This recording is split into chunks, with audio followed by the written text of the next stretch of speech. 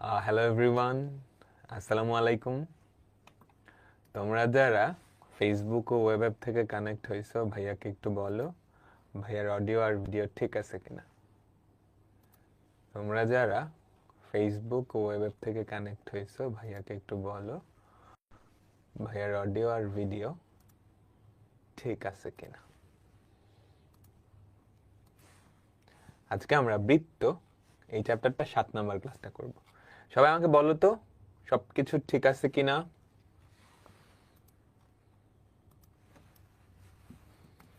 সবাই কি আগের ক্লাসটা করছো?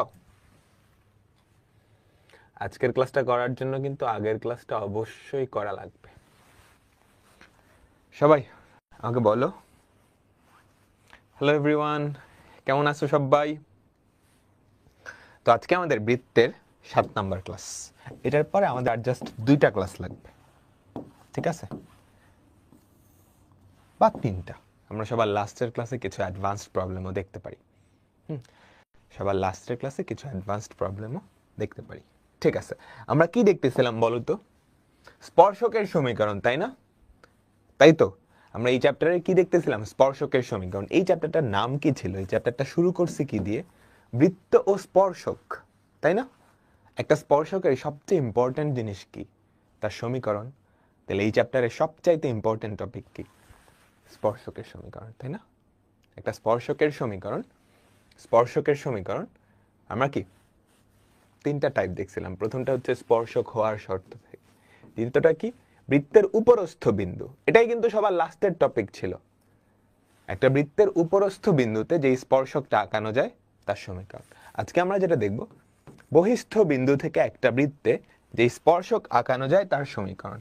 বহিস্থ বিন্দু থেকে একটা বৃত্তে যে স্পর্শক আঁকানো যায় তার সমীকরণ। তো আমরা যে টাইপটা দেখতেছি এটা কি? স্পর্শকের সমীকরণ বহিস্থ বিন্দু থেকে। আচ্ছা, ঠিক আছে। এ ধরো একটা বৃত্ত। ধরো একটা বৃত্ত। এখন এই বৃত্তের বহিস্থ একটা বিন্দু পি বিন্দু। পি থেকে এই বৃত্তে কয়টা স্পর্শক আঁকানো যাবে আমাকে বলবা? পি থেকে এই বৃত্তে কয়টা স্পর্শক আঁকানো যাবে আমাকে বলবা? 2টা, তাই তো? বহিস্থ বিন্দু থেকে একটা বৃত্তে কয়টা স্পর্শক আঁকানো যায়? 2টা স্পর্শক। এই 2টা স্পর্শকের সমীকরণ আমরা বের করব। বোঝা গেল? ঠিক আছে। আমাদের প্রথম প্রশ্ন দেখো, এই বিন্দু থেকে, কোয়েশ্চেন পড়েই কিন্তু বোঝা যাচ্ছে এই বিন্দুটা বৃত্তের বহিস্থ বিন্দু। দেখো ভাষাটা খেয়াল করো, এই বিন্দু থেকে। আর গত ক্লাসের লাস্টে উপরস্থ বিন্দুতে কি ছিল? এই বৃত্তের এই বিন্দুতে স্পর্শকের সমীকরণ বের করো, মনে পড়ে? এই বৃত্তের এই বিন্দুতে স্পর্শকের সমীকরণ। আর এখানে কি বলতেছে? একটা বিন্দু, এই বিন্দু থেকে এই বৃত্তের উপর অঙ্কিত স্পর্শকের ইকুয়েশন। ঠিক আছে? তুমি চাইলে চেকও করতে পারো যেটা বহিস্থ কিনা, কিন্তু চেক করার দরকার নাই যেহেতু থেকে বলছে। তারপরেও তুমি যদি চাও যে চেক করবা এটা বহিস্থ কিনা, অবশ্যই চেক করে নিতে পারো। বহিস্থ কিনা কেমনে চেক করবা? -5 তার whole square plus 4 square minus 2 into -5 -4 into 4 plus 1। দেখো এটা কিন্তু গ্রেটার দেন 0 হয়। ক্যালকুলেট করে দেখো তো কত হয়? 5 square plus 4 square, 5 square plus 4 square plus 10 minus 16 plus 1 36 হয়। 36 কি?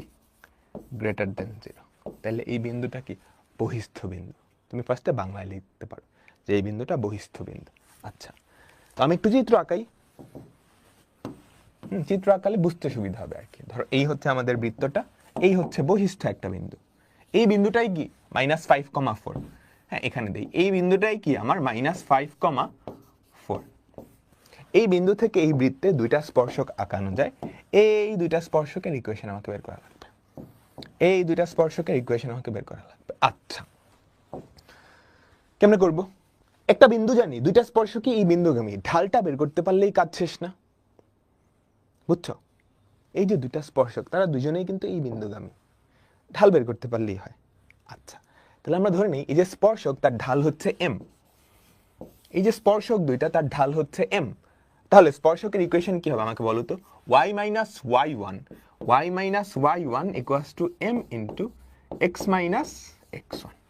ঠিক আছে, এক পাশে যদি নিয়ে যাও তাহলে কি হয় আমাকে বলো তো, mx মাইনাস ওয়াই, সবকিছু ডান পাশে নিয়ে যাচ্ছে, mx minus Y plus 5m plus 4 equals to 0। বুঝাতে পারলাম? এটাই কি আমাদের স্পর্শকের ইকুয়েশন, তাই না? আমাকে বলো, এটাই কি আমাদের স্পর্শকের ইকুয়েশন। এম এর ভ্যালুটা আমি জানি না, এম এর ভ্যালুটা বের করা লাগবে। বলো তো এম এর কয়টা ভ্যালু আসবে? বলো তো এম এর কয়টা ভ্যালু আসবে? দুটা ভ্যালু আসবে, তাই না? দুটো স্পর্শক তো। আচ্ছা, এখন এই এম এর ভ্যালু কেমনে বের করব? স্পর্শক হওয়ার শর্ত থেকে তুমি কি এম এর ভ্যালু বের করতে পারো? আমাকে বলো তো, স্পর্শক হওয়ার শর্ত থেকে তুমি কি এম এর ভ্যালু বের করতে পারো? এই যে ইকুয়েশনটা পাইছো সেটা কিন্তু এই বৃত্তের স্পর্শক। আমরা একদম শুরুতে এরকম অঙ্ক দেখছিলাম না, একটা সরল রেখার ইকুয়েশন দেওয়া আছে, সেখানে কয়েকটা অজানা রাশি, একটা অজানা রাশি, সেটা কোনো একটা বৃত্তের স্পর্শক, ওই অজানা রাশির মানটা বের করতাম, মনে পড়ে? দেখছো আবার ঘুরে ফিরে কি সেই প্রথম টাইপেই ফেরত আসছে, একটা সরল রেখার ইকুয়েশন, সেখানে একটা অজানা রাশি, সেটা কোনো একটা বৃত্তের স্পর্শক, ওই অজানা রাশিটা কেমনে বের করবা? স্পর্শক হওয়ার শর্ত থেকে, স্পর্শক হওয়ার শর্ত থেকে, তাই না? এই যে বৃত্তটা, আমাকে বলো তো, এই যে বৃত্তটা, এই বৃত্তটার কেন্দ্র কত আমাকে বলো? এই বৃত্তটার কেন্দ্র কত? 1,2। ব্যাসার্ধ কত বলো তো? Root over of G square plus F square minus C. তাহলে ব্যাসার্ধ কত আমাকে বলো? 2। কেন্দ্র 1,2, ব্যাসার্ধ 2। বুঝতে পারলাম? তাহলে এই যে বৃত্তটা, এই বৃত্তটার কেন্দ্র কত? 1,2, ব্যাসার্ধ কত? 2। এখন স্পর্শক হওয়ার শর্ত, তুমি কেন্দ্রের নাম দাও, কেন্দ্র দিছো সি, এটা ধরো এ। এখন প্রশ্ন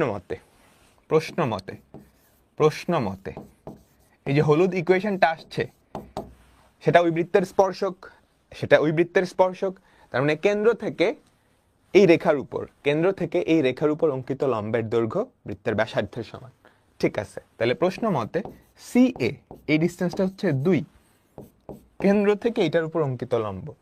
এক্স এর জায়গায় 1 বসাও, তাহলে যেটা হয় modulus of m minus 2 plus 5m plus 4, বুঝছি,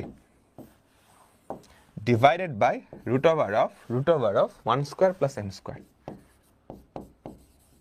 এটার ভ্যালু কত হয়? 2। তাহলে দেখো তো এখানে কি থাকে, root over of 1 plus m square, আর উপরে কত হয়? 6m প্লাস 2, ওই পাশে হয় 2। মডুলাসের ভেতর থেকে 2 কিন্তু কাটা যায়, 2 আর 2 কাটা যাও এবং বর্গ করে দাও। বুঝো, এই 2 আর এই 2 কাটা গেলে 3m প্লাস 1 থাকে এখানে, এই 2 আর এই 2 কাটা গেলে 3m প্লাস 1, বর্গ করে দাও। 3m প্লাস 1 তার whole square equals to 1 plus m square, equals to 1 plus m square. বুঝছি? সবাই আমাকে বলো, বুঝছো? ঠিক আছে, এখন এক পাশে আনা একটা দ্বিঘাত সমীকরণ হবে, ওই দ্বিঘাত সমীকরণটা সমাধান করলেই কাজ শেষ, দ্বিঘাত সমীকরণটা সমাধান করলেই কাজ শেষ। খেয়াল করো তো, এটা যদি বর্গ করো, 9m square plus 6m plus 1 equals to m square plus 1, just বর্গ করলাম, 9m square plus 6m plus 1, 1 1 কাটা, 1 1 কাটা, এক পাশে যদি নিয়ে আসো কি হয় আমাকে বলো তো? 8m square plus 6m equals to 0। কি কমন যায়?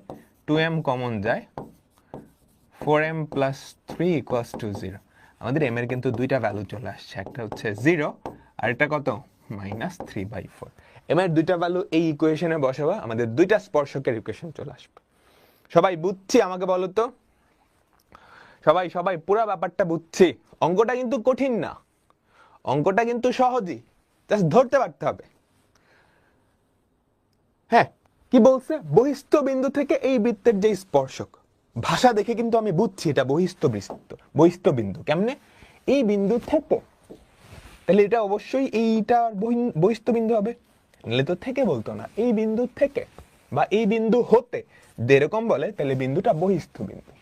এই বিন্দু থেকে এই বৃত্তের উপর অঙ্কিত স্পর্শকের সমীকরণ। আচ্ছা ঠিক আছে, আমি একটা বিন্দু জানি, ঢাল হইলেই তো কাজ শেষ। তাহলে এক বিন্দুগামী রেখার সমীকরণ অ্যাপ্লাই করি। ঢালটা আমি জানি না, ঢালটা আমি ধরে নিলাম m। তাহলে আমাকে ইকুয়েশন কি দাঁড়াইলো বলো তো? y minus y1 equals to m into x minus x1, এইটা দাঁড়াইছে। এটা হচ্ছে স্পর্শকের ইকুয়েশন। এখানে একটা অজানা রাশি এবং এটা ওই বৃত্তের স্পর্শক। একটা সরল রেখার ইকুয়েশন যেখানে একটা অজানা রাশি আছে এবং সেটা কোন বৃত্তের স্পর্শক। ওই অজানা রাশি বের করে আমি শিখছি, কিন্তু একদম শুরুতেই শিখাইছি। ওটা যেমনে বের করছিলাম এক্স্যাক্টলি অমনি এটা বের করলাম। এটা ওই বৃত্তের স্পর্শক। তার মানে কেন্দ্র থেকে এইটার উপর অঙ্কিত লম্বের দৈর্ঘ্য বৃত্তের ব্যাসার্ধের সমান। হাবিজাবি করে m এর দুইটা ভ্যালু আনছি, দুইটাই আসবে। এখন কি করবা? এই দুইটা ভ্যালু এখানে বসাইতে হবে। অঙ্ক কিন্তু এখনো শেষ না, অঙ্ক কিন্তু এখনো শেষ না। m এর যেই দুইটা ভ্যালু 0 আর -3/4 এখানে বসালে দুইটা ইকুয়েশন আসবে। সেটা পারবা না? আমার কি আর করে দেওয়া লাগবে? সেটা পারবা তো, তাই না? আমার আর করে দেওয়া লাগতেছে না। ক্লিয়ার? আমাকে বলো। একজন করে ফেলছো। y equals to 4, 3x plus 4y minus 1 equals to 0, এরকম আসে? বসে দেখো কত আসে। পরেরটায় যাই, পরেরটা আরো সহজ। মূলবিন্দু থেকে এই বৃত্তের উপর অঙ্কিত স্পর্শকের সমীকরণ নির্ণয় করো। প্রথমত আমাকে বলো, মূলবিন্দু কি ভেতরে না বাইরে? মূলবিন্দু কি এই বৃত্তের ভেতরে না বাইরে? এটা কিন্তু দেখেই বোঝা যায়। 0 0 বসালে 20 থাকে, 20 তো পজিটিভ। তাহলে মূলবিন্দু আসলে বৃত্তটার বাইরে। মূলবিন্দু আসলে বৃত্তটার বাইরে। তাহলে এই বিন্দু থেকে এই বৃত্তে কয়টা স্পর্শক আঁকানো সম্ভব? দুইটা। এদের ইকুয়েশন লাগবে। মূলবিন্দু তো, মূলবিন্দুগামী স্পর্শকের ইকুয়েশন জানি কি হয়? y equals to mx। তাহলে স্পর্শকের ইকুয়েশন পাই গেছি, y ইকুয়ালস টু mx। বা একটু সুন্দর করে লিখলে mx minus y equals to 0। একটা অজানা রাশি m কেমনে বের করব? স্পর্শক হওয়ার শর্ত থেকে। এই বৃত্তটার কেন্দ্র কত? কেন্দ্র থেকে এটার ব্যাসার্ধের উপর, কেন্দ্র থেকে এই স্পর্শক বা y ইকুয়ালস টু mx এর উপর অঙ্কিত লম্বের দৈর্ঘ্য বৃত্তের ব্যাসার্ধের সমান। আমাকে বলো তো এটার কেন্দ্র কত? 5,0 না? বুঝছো তো? আমাকে বলো বৃত্তটার কেন্দ্র কত? 5,0। ব্যাসার্ধ কত? √r of g square plus f square minus c, √5 একক। বাকিটা নিজেরা করে ফেলতে পারবা না? বাকিটা কি আমার করে দেওয়া লাগবে? না, বাকিটা হোমওয়ার্ক। তাহলে এখন যে কোনো বহিস্থ বিন্দু থেকে একটা বৃত্তে অঙ্কিত স্পর্শকের ইকুয়েশন পারবা? আমাকে বলো, এটা কিন্তু ইম্পর্টেন্ট। বৃত্তের বহিস্থ কোনো একটা বিন্দু থেকে ওই বৃত্তে অঙ্কিত স্পর্শকের ইকুয়েশন পারবা সবাই? পারবা? পারবা। ঠিক আছে, ঠিক আছে। এখন আগের চ্যাপ্টারের একটা অঙ্ক করি। আগের চ্যাপ্টারের অঙ্কের সাথে এটা মিলাই দিছে। চ্যাপ্টার 4.1 আর এটা দুটো একসাথে কম্বাইন করছে। কোয়েশ্চেনটা পড়ো। কি বলছে খেয়াল করো। 3,-1 বিন্দু দিয়ে গমনকারী বৃত্তটা x অক্ষকে 2,0 বিন্দুতে স্পর্শ করে। বৃত্তটার সমীকরণ এতটুকু খেয়াল করি, পরেরটুকু বাদ। এতটুকু পারবো, আমি করাইছি কিন্তু এরকম অঙ্ক। পরেরটুকু বাদ, পরেরটুকু জাস্ট লেজ লাগাইছে। আগেরটা কিন্তু চ্যাপ্টার 4.1 এর অঙ্ক, তাই না? আগেরটুকু কি আমাদের চ্যাপ্টার 4.1 এর অঙ্ক। দেখো তো কি বলছে। 3,-1 বিন্দু দিয়ে যায়, এই বৃত্তটা x অক্ষকে 2,0 বিন্দুতে স্পর্শ করে। আচ্ছা, এখানে আনুমানিক চিত্র আঁকলে হয়, তবে আমি তোমাকে অ্যাকুরেট চিত্র আঁকতে বলবো। বলো তো 2,0 বিন্দুতে স্পর্শ করছে, তাই না? 2,0 বিন্দুতে স্পর্শ করছে x অক্ষকে। এইটা ধরো 2,0, ধরো এইটা হচ্ছে 2,0। 2,0 বিন্দুতে স্পর্শ করলে x অক্ষকে বৃত্তটা দুই রকম হতে পারে। এই একটা, বুঝছো? 2,0 বিন্দুতে স্পর্শ করলে আমাদের বৃত্তটা দুই রকম হইতে পারে, হয় এরকম, না হয় হচ্ছে এরকম। বলো তো কোনটা হবে?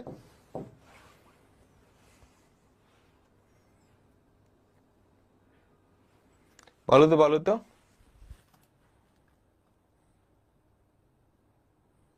আটকে যাচ্ছে। আমাকে বলবা আটকে যাচ্ছে কিনা। আচ্ছা বলো কোনটা হবে, ওইটা হবে না ওইটা হবে? কোয়েশ্চেনটা পড়ো। 3, -1 বিন্দু দিয়ে যায়। 3, -1 বিন্দুটা কোথায়? 3, বিন্দুটা কোথায়? প্রথম চতুর্ভাগে 3, না, 3, বিন্দু কিন্তু এখানে কোথাও হবে। তার মানে আমাদের উপরের বৃত্তটা সম্ভব না, নিচেরটা। কোন বৃত্তটা হবে? নিচেরটা। নিচেরটা বুঝতে পারলাম। আচ্ছা ঠিক আছে, তাহলে এই বৃত্তের কি লাগবে? ইকুয়েশন লাগবে। এই বৃত্তের কি লাগবে? ইকুয়েশন লাগবে। আমাকে বলো তো এই বৃত্তের কেন্দ্রের কি জানো? এই বৃত্তের কেন্দ্রের কিছু কি তুমি জানো?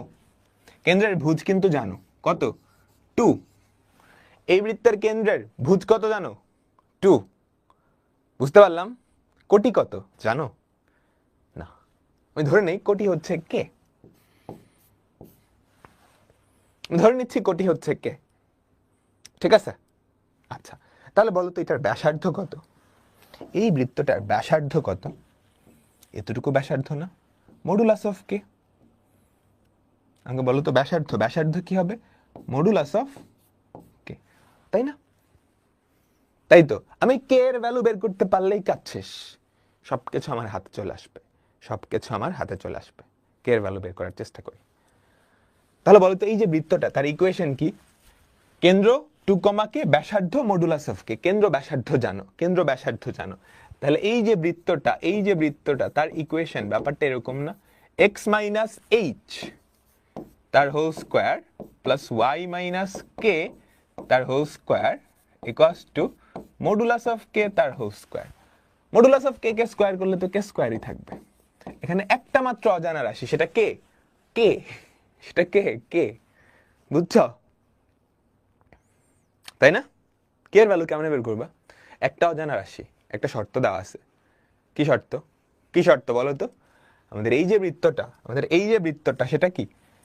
3, 1 বিন্দুগামী, 3, - 1 বিন্দুগামী। এই যে বৃত্তটা, এই যে বৃত্তটা সেটা 3, - 1 বিন্দুগামী। 3, - 1 বিন্দুগামী। তার মানে 3, - 1 এই সমীকরণকে সিদ্ধ করবে। সিদ্ধ করাও তো। 3 - 2 তার হোল স্কোয়ার প্লাস 1 - k তার whole square equals to k square. কি থাকে আমাকে বলো তো? 1 plus 1 - 2k plus k square equals to k square. ঠিক আছে? কে স্কোয়ার ঘ্যাচাং কি পড়ে থাকে আমাকে বলো তো? 2k এর ভ্যালু কত?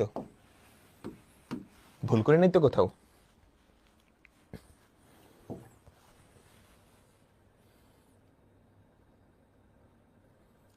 বলো তো বলো তো। 3, - 1 বিন্দুগামী, ভুল তো করছি। 3, - 1 বিন্দুগামী। 3 - 2 তার হোল স্কোয়ার প্লাস -1 - k তার whole square equals to k square. এখানে ভুলটা হয়েছিল। ঠিক আছে, এবার ভাঙাও তো কি হয়। 1 স্কোয়ার প্লাস, এই মাইনাসটা ম্যাটার করবে না, মাইনাস দুইটার আগেই তো মাইনাস আছে, মাইনাসটাকে স্কোয়ার করলে প্লাস হয়ে যায়। Plus 1 plus 2k plus k square equals to k square. K square কাটা, কে স্কোয়ার কাটা। পরে থাকে কি আমাকে বলবা? Twice k plus 2 equals to 0। কে এর ভ্যালু কত? -1। কে এর ভ্যালু কত? -1। তাহলে আমাদের বৃত্তের ইকুয়েশনটা কি দাঁড়ায়? আমাদের বৃত্তের যে ইকুয়েশনটা সেটা কি দাঁড়ায় বলো তো? বলো তো। x - 2 তার হোল স্কোয়ার, কে এর value -1 plus y plus 1 whole square equals to. এই যে বৃত্তটা, তার কেন্দ্র 2, -1, ব্যাসার্ধ কত? 1। ব্যাসার্ধ কত? 1। ক্লিয়ার? এতটুকু বুঝছি, এতটুকু বুঝছি। আচ্ছা 2, 0, কোয়েশ্চেনটা বুঝো। এই কোয়েশ্চেনটা বুঝো, মজার কোয়েশ্চেন কিন্তু। 2, 0 এটা এই বৃত্তের একটা স্পর্শক, একটা স্পর্শবিন্দু, তাই না? তাহলে আমি বলতে পারি না এক্স অক্ষ এই বৃত্তের একটা স্পর্শক? কোয়েশ্চেনটা বুঝো। এই বৃত্তটা এক্স অক্ষকে 2, 0 বিন্দুতে স্পর্শ করে, তাহলে এক্স অক্ষ এই বৃত্তের একটা, এক্স অক্ষ এই বৃত্তের একটা স্পর্শক। আচ্ছা, এবং মূল বিন্দুটা বাইরে, মূল বিন্দুটা তো এই বৃত্তের বাইরে, তাই না? তাহলে মূলবিন্দু থেকে এই বৃত্তে কিন্তু দুইটা স্পর্শক আঁকানো যাবে। একটা স্পর্শক হচ্ছে এক্স অক্ষ, আরেকটা আমি জানি না। ঠিক আছে, আমি কিন্তু বুঝতে পারতেছি মূলবিন্দু থেকে এই বৃত্তে দুইটা স্পর্শক আঁকানো যায়। একটা তো এক্স অক্ষ নিজেই, কারণ এক্স অক্ষকে স্পর্শ করতেছে, আরেকটা আমি জানি না। সেই যে জানি না তার ইকুয়েশনটা চাইছে। মূলবিন্দু দিয়ে গমনকারী অপর স্পর্শকের সমীকরণ। তো অপর স্পর্শকের সমীকরণ কি হবে বলো? y cos 2mx mx minus y equals to 0। স্পর্শক হওয়ার শর্ত থেকে তুমি m এর ভ্যালু বাইর করবা। আবারও দেখবে m এর দুইটা ভ্যালু হয়, একটা 0 আসবে কারণ x অক্ষের কারণে, আরেকটা 0 আসবে না। যেটার জন্য 0 আসবে না সেটাই কি অপর স্পর্শকের ইকুয়েশন। পারবা? আমাকে বলো বলো বলো বলো, পারবা? সার্কেলটা বড় কেন করছি? এমনি বড় ছোট করলে অসুবিধা নেই, এমনিতেই। বিন্দু কোনটা ধরবো? কোন বিন্দু? কোশ্চেন বুঝো, দেখো সমীকরণ পর্যন্ত হয়ে গেছে। এরপর বলছে মূলবিন্দু দিয়ে গমনকারী অপর স্পর্শকটার সমীকরণ। খেয়াল করো, এই বৃত্তটা এক্স অক্ষকে স্পর্শ করছে, তাহলে এক্স অক্ষ এই বৃত্তের একটা স্পর্শক। মূলবিন্দু থেকে এই বৃত্তে দুইটা স্পর্শক আঁকানো যাবে। একটা কিন্তু এক্স অক্ষ নিজেই, এটা তো কোশ্চেনেই বলে দিছে।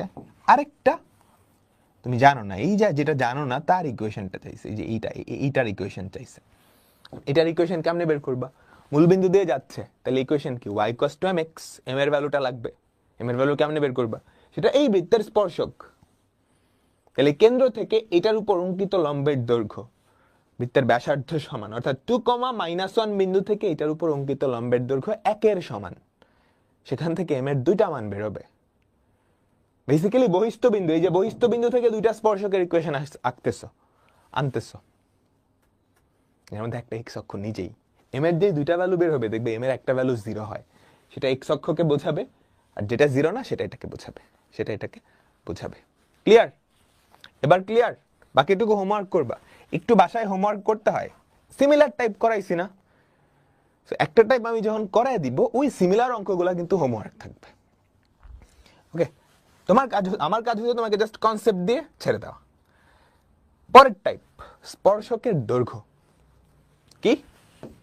স্পর্শকের দৈর্ঘ্য, টাইটেল দাও। স্পর্শকের দৈর্ঘ্য, লেন্থ অফ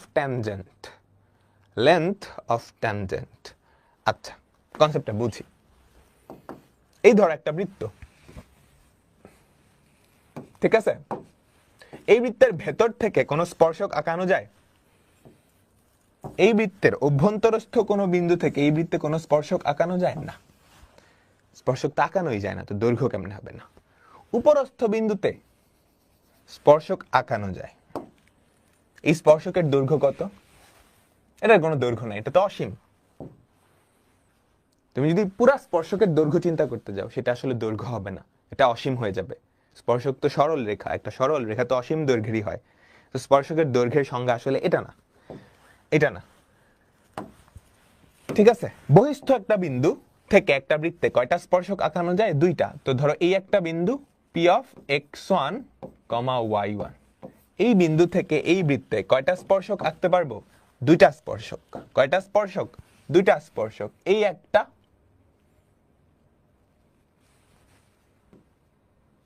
ঠিক আছে? স্পর্শক কিন্তু এখানে থেমে যাবে না, এটা কিন্তু কই গেল, এটা কিন্তু অসীম পর্যন্ত যাবে, তাই না? আমাকে বলো, স্পর্শক এটা কি থেমে যাবে? এখানে এসে থেমে যাবে? মোটেও না। বুঝছো? এই বিন্দু থেকে স্পর্শক আঁকালে সেটা কিন্তু অসীম পর্যন্ত যাবে, তাই না? তাই তো, সেম কথা এদিকেও। তাহলে স্পর্শকের দৈর্ঘ্য কি অসীম? না। বলতেছি, এই বিন্দু থেকে স্পর্শক আঁকাইছো, সেটা বৃত্তকে কোনো একটা বিন্দুতে গিয়ে টাচ করবে না, সেটাকে বলা হয় স্পর্শবিন্দু। তাহলে এই স্পর্শকটা এই বিন্দুতে স্পর্শ করছে, এটা হচ্ছে স্পর্শবিন্দু। এই স্পর্শকটাও এই বিন্দুতে স্পর্শ করছে, এটাকে কি বলা হয়? স্পর্শবিন্দু। ঠিক আছে? আচ্ছা, বিন্দু থেকে স্পর্শ বিন্দু পর্যন্ত যে দৈর্ঘ্যটা, এটাকেই বলা হয় স্পর্শকের দৈর্ঘ্য। যেই বিন্দু থেকে স্পর্শকের সূচনা হয়েছে, যেই বিন্দু থেকে স্পর্শকের সূচনা হয়েছে, সেখান থেকে স্পর্শবিন্দুর যেই দৈর্ঘ্যটা, সেখান থেকে স্পর্শবিন্দুর যেই দৈর্ঘ্যটা, এতটুকু দৈর্ঘ্যকে কি বলা হয়? স্পর্শকের দৈর্ঘ্য। বুঝছি? এখন এখানে তো দুইটা স্পর্শক, কোনটার দৈর্ঘ্য নিব? দুইটার স্পর্শকের দৈর্ঘ্যই সমান। তোমরা ছোট ক্লাসে কিছু উপপাদ্য পড়ে আসছো, আমি একটু মনে করাই। তোমরা ছোট ক্লাসে কিছু উপপাদ্য পড়ে আসছো, আমি একটু মনে করাই। এটা হচ্ছে কেন্দ্র, কেন্দ্র আর স্পর্শবিন্দু কানেক্ট করলে কি যেটা পাও সেটা লম্ব হয়, স্পর্শকের উপর লম্ব হয়। কেন্দ্র আর স্পর্শবিন্দু কানেক্ট করলে যেটা পাও সেটা স্পর্শকের উপর লম্ব হয়, তাই না? তাই না, আমাকে বলো। তাহলে এটাও 90 ডিগ্রি, এটাও 90 ডিগ্রি। আচ্ছা, আমাদের কেন্দ্রটা ধরো ও। এখন পি বিন্দু আর ও বিন্দু কানেক্ট করো। এবার তুমি যদি খেয়াল করো, এখানে দুইটা ত্রিভুজ তৈরি হয়েছে, এই একটা ত্রিভুজ আর নিচের দিকে আরেকটা ত্রিভুজ। এই দুইটা ত্রিভুজ সমকোণী এবং সর্বসম। ছোট ক্লাসে পড়ছো, দেখো এটা 90 ডিগ্রি, এটা 90 ডিগ্রি, এই দুইটা কোণ সমান, দুইজনের অতিভুজ সমান, ব্যাসার্ধ দুইটাও সমান, তার মানে এই দুইটা বাহু সর্বসম, দুইটা ত্রিভুজ।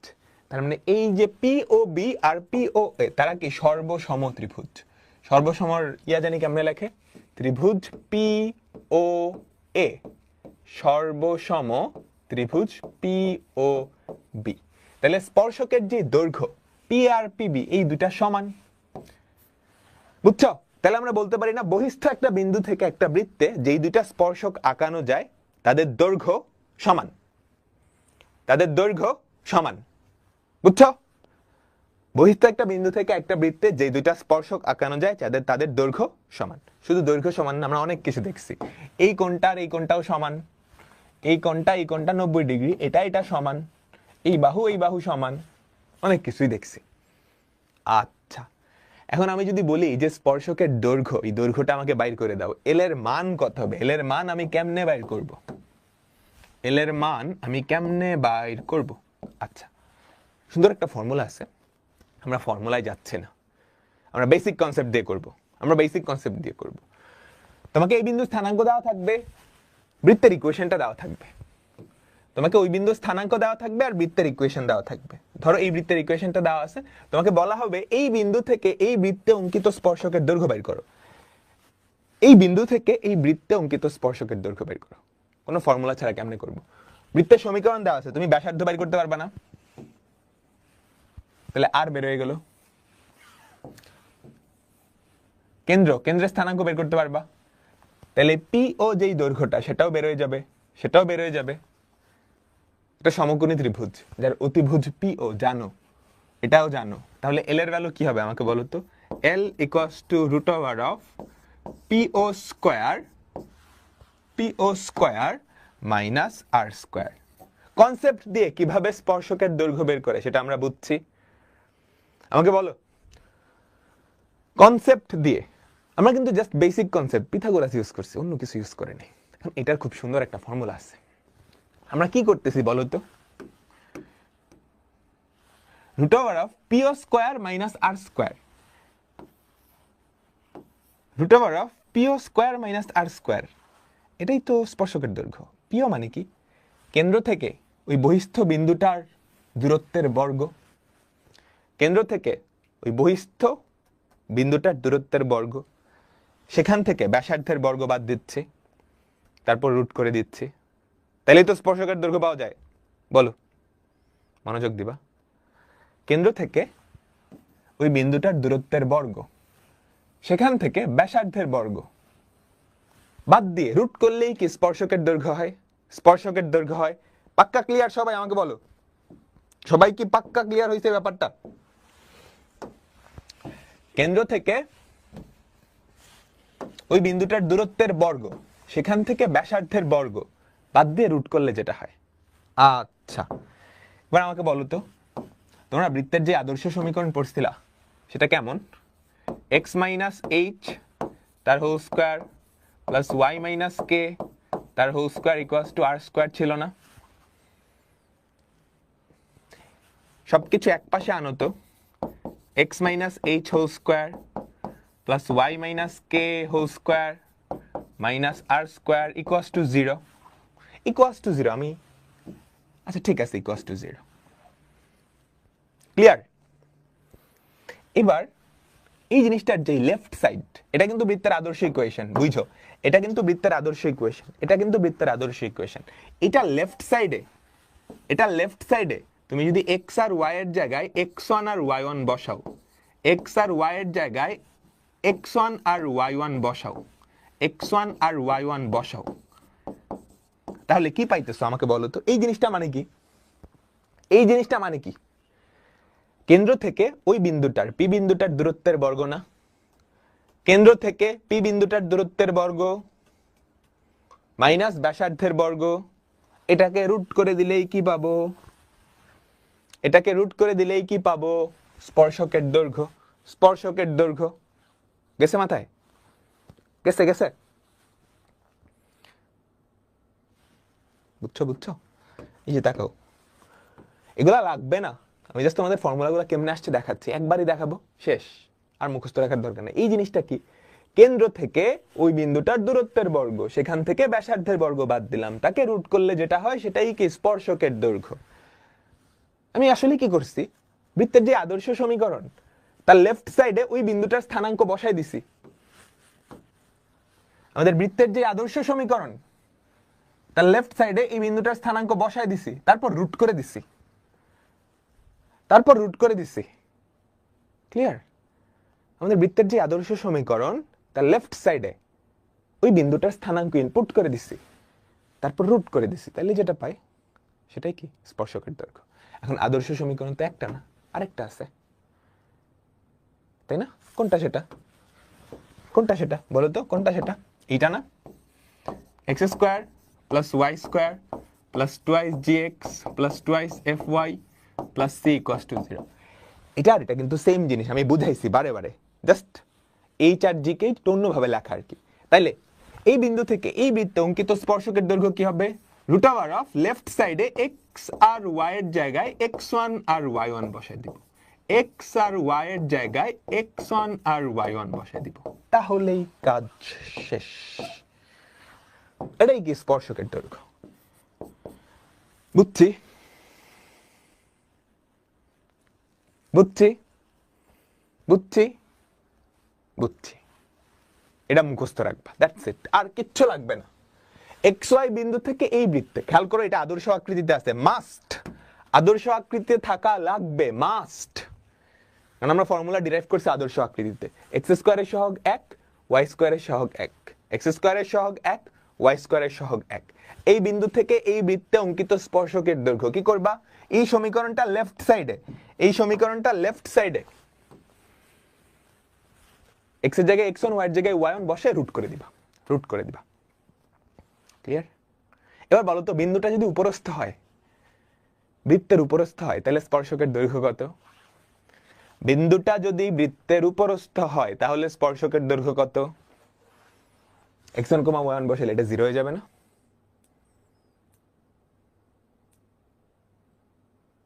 বিন্দুটা বৃত্তের উপরস্থ হলে স্পর্শকের দৈর্ঘ্য 0। বিন্দুটা যদি বৃত্তের ভেতরে হয়,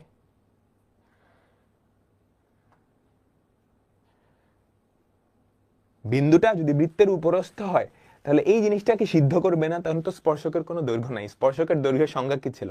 যেই বিন্দু থেকে স্পর্শক আঁকতেছো আর স্পর্শ বিন্দুর দূরত্ব, যেই বিন্দু থেকে তুমি স্পর্শক আঁকতেছো সেই বিন্দু আর স্পর্শ বিন্দুর মধ্যবর্তী দূরত্ব, তাই না? বিন্দুটা যদি বাইরে হয়, সেক্ষেত্রে ঠিক আছে, আমরা স্পর্শকের একটা দৈর্ঘ্য পাবো, সুন্দর একটা দৈর্ঘ্য পাবো, এতটুকু, তাই না?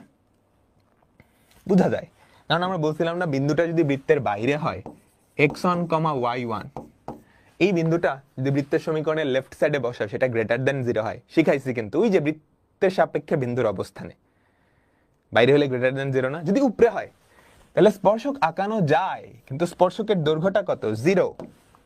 উপরস্থ বিন্দু লেফট সাইডে বসায় দেখো বৃত্তের সমীকরণকে, সে সিদ্ধ করবে এবং 0 হবে। কিন্তু ভেতরে হলে স্পর্শকে আঁকানো যায় না, তুমি দৈর্ঘ্য কি আসমান থেকে আনবা? যদি ভেতরে হয়, তাহলে রুটের নিচে নেগেটিভ নাম্বার চলে আসবে, কাল্পনিক, কাল্পনিক চলে আসবে। ক্লিয়ার? সবচেয়ে ইম্পর্টেন্ট কথা, স্ট্যান্ডার্ড ফর্মে আনতে হবে, তারপর ফর্মুলা অ্যাপ্লাই। স্ট্যান্ডার্ড ফর্মে আনতে হবে, তারপর ফর্মুলা অ্যাপ্লাই না করলে খবর আছে, অনেকেই ভুল করবা। আদর্শ আকৃতিতে এনে তারপর ফর্মুলা অ্যাপ্লাই, তারপর ফর্মুলা অ্যাপ্লাই করো দেখি, করো দেখি, করো দেখি। এই বিন্দু থেকে এই বৃত্তে অঙ্কিত স্পর্শকের দৈর্ঘ্য, দৈর্ঘ্য স্ট্যান্ডার্ড আকৃতিতে আছে না। এটা কি আদর্শ আকৃতিতে আছে না। আদর্শ আকৃতিতে কেমনে আনবো? দুই পাশকে 2 দিয়ে ভাগ করবো। এগুলা সাধারণত সিকিউর কতে আসে বা এমসিকিউতে আসে। দুই পাশকে যদি x 2 দিয়ে ভাগ করো, x square plus y square minus x/2 plus 3y/2 plus half equals to 0, equals to 0। এবার স্পর্শকের দৈর্ঘ্য, স্পর্শকের দৈর্ঘ্য বা এল কি হবে? এই সমীকরণটা লেফট সাইডে ওই বিন্দু স্থানাঙ্কটা বসায় দিব। লেফট সাইডে ওই বিন্দু স্থানাঙ্ক, বিন্দু স্থানাঙ্ক কত? 1, -1 1 square plus -1 square minus half minus 3/2 plus half. 1 আর 1 2, 2 - 2 0, রুট ওভার অফ হাফ। তার মানে 1/√2 একক লিখতে হবে রিটেনে আসলে, যেহেতু দৈর্ঘ্য, দৈর্ঘ্যের একক লিখতে হয়, দৈর্ঘ্যের একক লিখতে হয়। ক্লিয়ার? উপরে হলে কিভাবে 0 হয় স্পর্শকের দৈর্ঘ্য? সংজ্ঞা কি ছিল? যেই বিন্দু থেকে স্পর্শক আঁকতেছো আর স্পর্শ বিন্দুর দূরত্ব এটা, এই বিন্দু থেকে স্পর্শ আঁকতেছো, স্পর্শ বিন্দু তো এটাই, তাহলে স্পর্শকের দৈর্ঘ্য 0 না? ফর্মুলায় এটা যদি বসাও, উপরস্থ বিন্দু সমীকরণকে তো সিদ্ধ করবে, এটা 0 আসবে, এটা 0 আসবে। এই ক্লিয়ার? ক্লিয়ার? আমাকে বলো সবাই সবাই সবাই। এটা কিন্তু ইম্পর্টেন্ট, এমসিকিউ এর জন্য, সিকিউ এর জন্য। ঠিক আছে? ক্লিয়ার তো? এয়ার খলিফার মেথড লাগবে? ওটা লাগে না, আমি অলরেডি তোমাকে বুঝাই দিচ্ছি। বৃত্ত আর বৃত্তের ছেদবিন্দু, বৃত্ত আর রেখার ছেদবিন্দু পড়ছো না? তারপরও দেখাবো না, তারপর দেখাবো না। ঠিক আছে, এর পরেরটা, মূলবিন্দু থেকে এই কেন্দ্র বিশিষ্ট অঙ্কিত স্পর্শকের দূরত্ব। বৃত্তটা সমীকরণ খেয়াল করো, কেন্দ্র দেওয়া আছে, তার মানে জিএফ এর ভ্যালু জানো, কেন্দ্র দেওয়া আছে, কি চাইছে? সমীকরণ চাইছে না, তো জিএফ এর ভ্যালু জানো। বলো বলো বলো, জানো না? জানো না? বলো বলো। আমাদের ইকুয়েশনটা কি? এরকম হবে, x square plus y square plus twice gx plus twice fy plus c equals to 0। কেন্দ্রের স্থানাঙ্ক কত দাও? 1, 2 মাইনাস g মাইনাস f। এটার ভ্যালু কত দাও আমাকে বলো তো? 1, 2। তাহলে g এর ভ্যালু কত? -1, f এর ভ্যালু কত? -2। লাগবে কি? c এর ভ্যালু। কি বলছে? কি বলছে? মূলবিন্দু থেকে এটার উপর অঙ্কিত স্পর্শকের দৈর্ঘ্য 2, তার মানে প্রশ্ন মতে, প্রশ্ন মতে বলো, মূলবিন্দু থেকে এটার উপর অঙ্কিত স্পর্শকের দৈর্ঘ্য কত? Root over of 0 plus 0 plus 0 plus 0 plus c, তাই না? আমার তো c এর ভ্যালুটাই লাগতো। মূলবিন্দু থেকে এটার উপর অঙ্কিত স্পর্শকের দৈর্ঘ্য কত? 2, তাহলে c এর ভ্যালু কত? 4। ইকুয়েশন হয়ে গেছে না? আমাদের বৃত্তের ইকুয়েশন হচ্ছে x square plus y square plus twice gx plus twice gx plus twice fy plus c equals to 0। এটাই কি আমাদের কাঙ্ক্ষিত বৃত্তের ইকুয়েশন, আমাদের কাঙ্ক্ষিত বৃত্তের ইকুয়েশন। বুঝছি বুঝছি, সবাই আমাকে বলো ক্লিয়ার হয়েছে না? পরেরটায় যাব, পরেরটায় যাব, একটু উলট পালট করি। এটা করো সবাই, আমি করাই দিব না, এটা করো সবাই। এটা তো একটু আগেই করাইছি।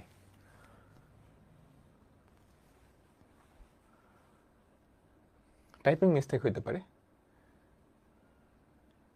অনেকটা আগের মতোই, তাই না? বলো বলো, 1 আর 1 2,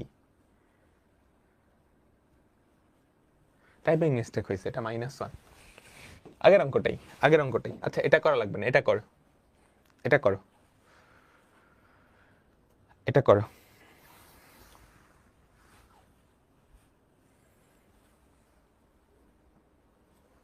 এটা করো, এরপর মজার একটা অঙ্ক করব, এরপর মজার একটা অঙ্ক করব, তারপর আমরা পরের টপিকে যাব। আচ্ছা, অনেকগুলো টপিক আছে, আমরা ধীরে সুস্থে পড়ি। পারবা? এটাকে আদর্শ আকৃতিতে আনতে হবে। আদর্শ আকৃতিতে আনতে হলে x square plus y square minus 9 equals to 0। তো স্পর্শকের দৈর্ঘ্য কত? Root over of 3 square plus 1 square minus 9 কত? রুট ওভার অফ 1 বা 1 একক। রুট ওভার অফ 1 বা 1 একক। ক্লিয়ার? ক্লিয়ার। মজার একটা অঙ্ক। দুইটা বৃত্ত দেওয়া আছে, এই দুটা বৃত্ত দেখে প্রথম যেই জিনিসটা তোমার মাথায় আসছে সেটা কি আমাকে বলো দেখি। এই দুইটা বৃত্ত দেখে প্রথম যেই জিনিসটা তোমার মাথায় আসছে সেটা কি? সমীকরণের দিকে ভালো করে তাকাও। দুইটা বৃত্তের জাস্ট একটা জিনিস আলাদা, একটাই প্লাস সি আর একটাই প্লাস সি প্রাইম। তাহলে তারা কেমন বৃত্ত বলতে পারবা? তাদের কি সেম? তারা কেমন বৃত্ত? তারা সমকেন্দ্রিক বৃত্ত। তাদের কেন্দ্র সেম, তাদের কেন্দ্র সেম। আচ্ছা, এবার কোশ্চেনে বলছে খেয়াল করো, এই বৃত্তটার যে কোনো বিন্দু থেকে এই বৃত্ত অঙ্কিত স্পর্শক। তাহলে বড় বৃত্ত কোনটা বলো তো? কোশ্চেনটা পড়ো। এই বৃত্তের যে কোনো বিন্দু থেকে এই বৃত্তের অঙ্কিত স্পর্শক, বড় বৃত্ত কোনটা? প্রথমটা না দ্বিতীয়টা? ভিতরে থেকে কিন্তু বাইরেরটা স্পর্শক আঁকানো যায় না, বাইরেরটা থেকে ভেতরেরটা স্পর্শক আঁকানো সম্ভব। এটা থেকে এই বৃত্তে অঙ্কিত স্পর্শক কোনটা বড়? কোনটা বড়? 2 নাম্বারটা বড়। দেখো, এই বৃত্তের যে কোনো বিন্দু থেকে এই বৃত্তে অঙ্কিত স্পর্শক বাইরেরটা বড়, মানে প্রথমটা বড়, তাই না? বুঝছো তো? কারণ ভেতর থেকে না তুমি একটা বৃত্তের বাইরে কি স্পর্শক আঁকাইতে পারবা বলো তো? কোনটা বড়? প্রথমটা বড়। এখান থেকে তুমি ভেতরের বৃত্তে দুইটা স্পর্শক আঁকাইতে পারবা, দুইটা স্পর্শক আঁকাতে পারবা, এই একটা, এই একটা, এই একটা। এই যে স্পর্শক তার দৈর্ঘ্য বলছে এটা দেখাইতে। ঠিক আছে? আচ্ছা, আমাকে বলো তো, এই বৃত্তটা বড়, প্রথমটা বড়, তাহলে তার ব্যাসার্ধ বেশি। সি বড় না সি প্রাইম বড়? প্রথমটা বড়, সি বড় নাকি সি প্রাইম বড়? এটা দেখলে বুঝে যাওয়া। সি বড় না সি প্রাইম বড়? সি বড় নাকি সি প্রাইম বড়? প্রথমটার ব্যাসার্ধ বড়, প্রথমটার ব্যাসার্ধ বড়। ব্যাসার্ধ মানে কি? G square plus F square minus C. ব্যাসার্ধ বড় মানে সি ছোট। সি তো বিয়োগ দিচ্ছ, যার ব্যাসার্ধ যত বড় তার সি তত ছোট। জিএফ তো দুজনের ক্ষেত্রেই সমান, তার মানে সি ছোট, সি ছোট। এই দেখো, এখান থেকে বুঝে যাচ্ছে স্পর্শকের দৈর্ঘ্য এটা। আচ্ছা, এটা কোশ্চেন মানে অঙ্কের সাথে রিলেটেড ছিল না, আমি জাস্ট তোমাদের কমন সেন্স দেখার জন্য বললাম আর কি, আমি তোমাদের কমন সেন্স দেখার জন্য বললাম। আচ্ছা ঠিক আছে, তাহলে এই যে প্রথম বৃত্তটা, তার উপরস্থ যে কোনো বিন্দু, তার উপরস্থ একটা বিন্দু ধরো আলফা কমা বিটা, তার উপরস্থ যে কোনো বিন্দু আলফা কমা বিটা থেকে এই বৃত্তে অঙ্কিত স্পর্শকের দৈর্ঘ্য কত? সেটা যদি আমি এল ধরি, আলফা কমা বিটা থেকে, আলফা কমা বিটা বিন্দু থেকে দ্বিতীয় বৃত্তে অঙ্কিত স্পর্শকের দৈর্ঘ্য কত আমাকে বলো। Alpha square plus beta square plus twice G alpha plus twice G beta plus C prime, তাই না? বুঝছো? মজার অঙ্ক কিন্তু এটা। এই যে আলফা কমা বিটা থেকে এই বৃত্তে অঙ্কিত স্পর্শকের দৈর্ঘ্য এটা কত দেখাইতে বলছে? C minus C prime. তাহলে এই জিনিসটা চেঞ্জ করতে হবে এটা। এখন আলফা কমা বিটা এটা কিন্তু প্রথম বৃত্তের উপরস্থ বিন্দু। আলফা কমা বিটা এটা কিন্তু আমাদের প্রথম বৃত্তের উপরস্থ বিন্দু। তাহলে প্রথম বৃত্তের সমীকরণকে সে সিদ্ধ করবে alpha square plus beta square plus twice G alpha plus twice F beta plus C equals to 0। তাহলে এখান থেকে আমরা লিখতে পারি না alpha square plus beta square plus twice G alpha plus twice F beta equals to minus C. এটার value বসে দিলে কাজ শেষ। সুতরাং আমাদের স্পর্শকের দৈর্ঘ্য কত? রুট ওভার অফ সি, এখানে হচ্ছে minus C, C prime minus C, এত একক। মজার একটা অঙ্ক ছিল কিন্তু, খুবই মজার একটা অঙ্ক। বলো সবাই কি বুঝছো? ক্লিয়ার? 2f বিটা হবে। আচ্ছা যাই হোক, টু এফ বিটা। ক্লিয়ার তো? পরেরটায় যাই, পরেরটায় গেলাম। দেখো এটা আসলে স্পর্শক সংক্রান্ত সহজ একটা অঙ্ক। দুইটা বৃত্তের সমান্তরাল দুইটা স্পর্শক।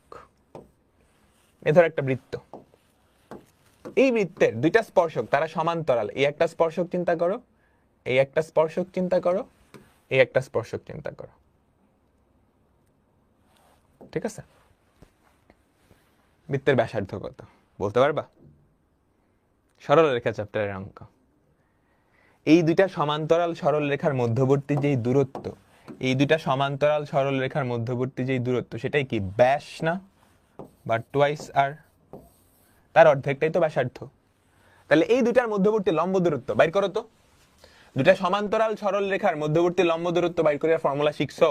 না শিখলে কিন্তু মাইর দিব ধরে। এটা আর ওটা কি 3 দিয়ে ভাগ করে নিবা। 3 দিয়ে ভাগ করলে কি হয়? 2x - 4y plus 7/3 = 0।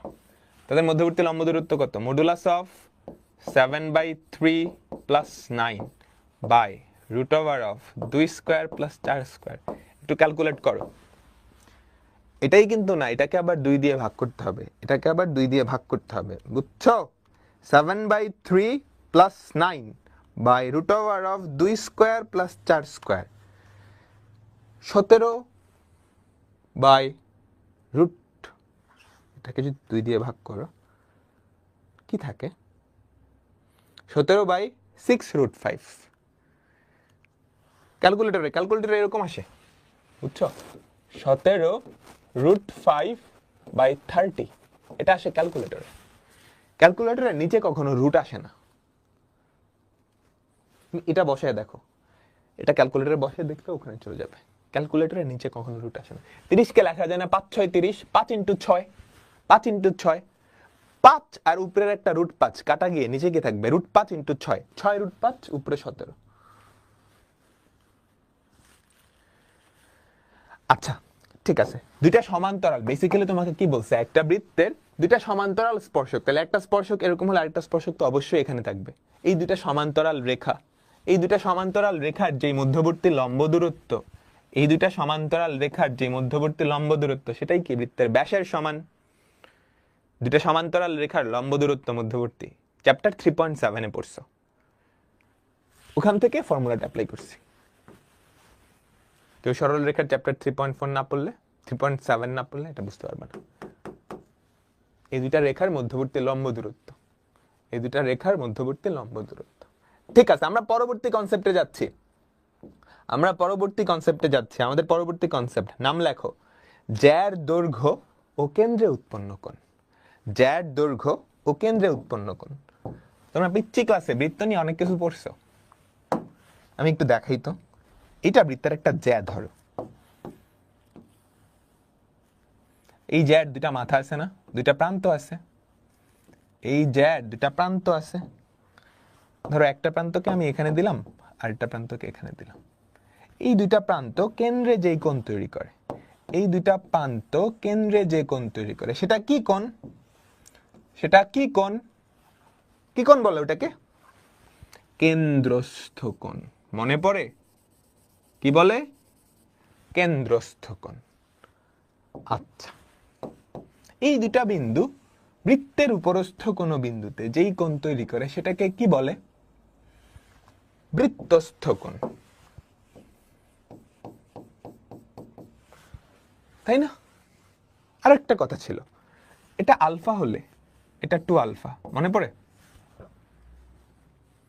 তাই না? এগুলো ছোট্ট ক্লাসে পড়ছো। আচ্ছা, আমাদের প্রথম অঙ্ক, কোয়েশ্চেনটা পড়ো। একটা বৃত্ত, এই বৃত্তের কেন্দ্র হতে d একক দূরত্বে অবস্থিত জ্যার দৈর্ঘ্য। এটাও ছোট ক্লাসে পড়ে আসছো। একটা বৃত্তের কেন্দ্র দেওয়া আছে, এই কেন্দ্র হতে d একক দূরবর্তী জ্যা, কেন্দ্র হতে d একক দূরবর্তী মানে লম্ব দূরত্বটা বুঝাইছে। কেন্দ্র থেকে d একক লম্ব দূরত্বে অবস্থিত জ্যার দৈর্ঘ্যটা, কেন্দ্র থেকে d একক, কেন্দ্র থেকে d একক লম্ব দূরত্ব, বুঝছো? কেন্দ্র থেকে d লম্ব দূরত্বে যে জ্যাটা, তার দৈর্ঘ্য চাইছে। আমরা বের করবো কেন্দ্র থেকে লম্ব টানছো, তাহলে এটা কি মধ্যবিন্দু না ওই জ্যাটার? আমি এতটুকু বের করলেই হয়। এল, এটাকে 2 দিয়ে গুণ করে দিব। এল কে 2 দিয়ে গুণ করে দিলেই জ্যায়ের দৈর্ঘ্য পাবো। আচ্ছা, আর বৃত্তের ব্যাসার্ধ কত বলো তো বৃত্তের ব্যাসার্ধ কত? বৃত্তের ব্যাসার্ধ কত? এ। তাহলে এটা এ। এল এর দৈর্ঘ্য কত হবে? √(a² - d²।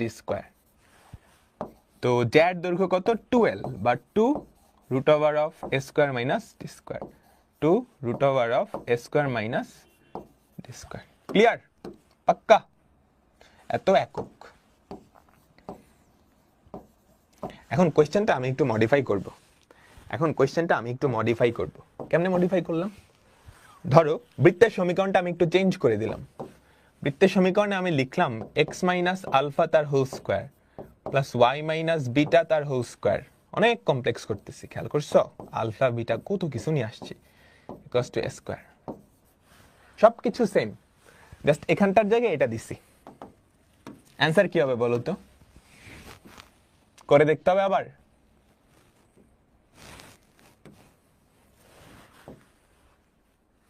এটার অ্যান্সার কি হবে? এখানটার জায়গায় এখানটা বসাই দিছি, বৃত্তের ইকুয়েশনটা চেঞ্জ করছি। অ্যান্সার কি হবে? অ্যান্সার সেম হবে। কেন্দ্রের উপরে কি নির্ভর করতেছে? কেন্দ্র থেকে ডি দূরত্বে, এটা বলেই দিছে। কেন্দ্র যেখানেই হোক, কেন্দ্র থেকে ডি দূরত্বে। কিন্তু কেন্দ্র আমি ইউজই করি নাই, বুঝছো? ঠিক আছে, পরেরটাই যাই। এটা করো তো, তাড়াতাড়ি করে আমাকে জানাবা। আমিও করতেছি, তোমরাও করো। একটা বৃত্ত, তার কেন্দ্রের স্থানাঙ্ক 5,3, ব্যাসার্ধ হচ্ছে 5। এর যে 3,2 বিন্দুতে সমদ্বিখণ্ডিত হয়।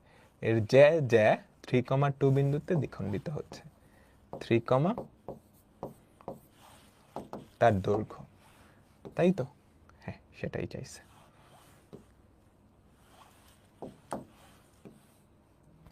ব্যাসার্ধ 5, এই ডিস্টেন্সটা কত বলো তো? এই ডিস্টেন্সটা কত? √5 - 3, 2 স্কয়ার প্লাস 1 স্কয়ার, তাই না?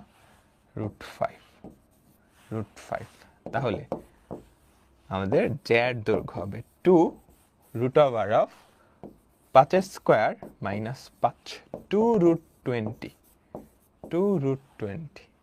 ঠিক আছে? √20, 4 × 5, 4 বাইরে আসলে 4√5। 4√5 একক।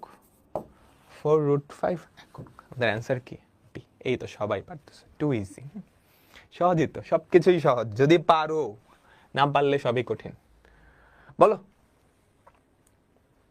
কি বলছে? একটা সরল রেখা, একটা বৃত্ত দেওয়া আছে, খেয়াল করো। এই বৃত্ত, ঠিক আছে? এই বৃত্তটার কেন্দ্র কত? 0,0। ব্যাসার্ধ কত? 4। একটা সরল রেখা, এই ধরো সরল রেখা। কথার কথা, এটা হচ্ছে আমাদের সরল রেখা। সরল রেখাটির ইকুয়েশন কি? x - y + 2 = 0। এটাই তো সরল রেখাটা, তাই না? আমাকে বলো x - y + 2 = 0। x - y + 2 = 0। এই সরল রেখাটা বৃত্তে যেই জ্যা তৈরি করছে, এই সরল রেখাটা বৃত্তে যেই জ্যা তৈরি করছে তার দৈর্ঘ্য বলো, পারবা? কেন্দ্র থেকে জ্যাটার দূরত্ব হইলেই হয় না? আগের যেই দুইটা অঙ্ক, কেন্দ্র থেকে এই দূরত্বটা হইলেই হয়, কারণ ব্যাসার্ধ তো জানি। ব্যাসার্ধ কত? 4। এই দূরত্বটা হইলেই হয়। এটা কি বের করা সম্ভব? বিন্দু জানো, বিন্দু থেকে এটার দূরত্ব কত? এই যে এই বিন্দু থেকে এই রেখার লম্ব দূরত্ব কত আমাকে বলো তো? 0 + 2 √2। তাহলে কত? √2। তাহলে আমাকে বলো তো জ্যার দৈর্ঘ্য কত? 2 × √4² - 2। এই তো 4² - 2, 16। 16 - 2 কত? 14। 2√14। এগুলো এমসিকিউতেই আসে সাধারণত। স্কিপ করবো? স্কিপ তো করবো না, একটু অন্যরকম আসছে এবার। এটা দেখো কি বলছে, এটা বেশ মজার। দুইটা উপায়ে করব। একটা বৃত্ত, এই বৃত্তের যে যে কেন্দ্রে আলফা কোণ তৈরি করে তার দৈর্ঘ্য। কাহিনী বুঝছো? এবার কিন্তু মজার। এই যে একটা বৃত্ত, এই বৃত্তের কোন একটা জ্যা, এই বৃত্তের কোন একটা জ্যা, ধরো এই হচ্ছে সেই জ্যাটা, এই হচ্ছে সেই জ্যাটা, এটা কেন্দ্রে কেন্দ্রে আলফা কোণ তৈরি করছে, তার মানে কেন্দ্রস্থ কোণ, কেন্দ্রে কেন্দ্রে আলফা কোণ তৈরি করছে, কেন্দ্রে আলফা কোণ তৈরি করছে।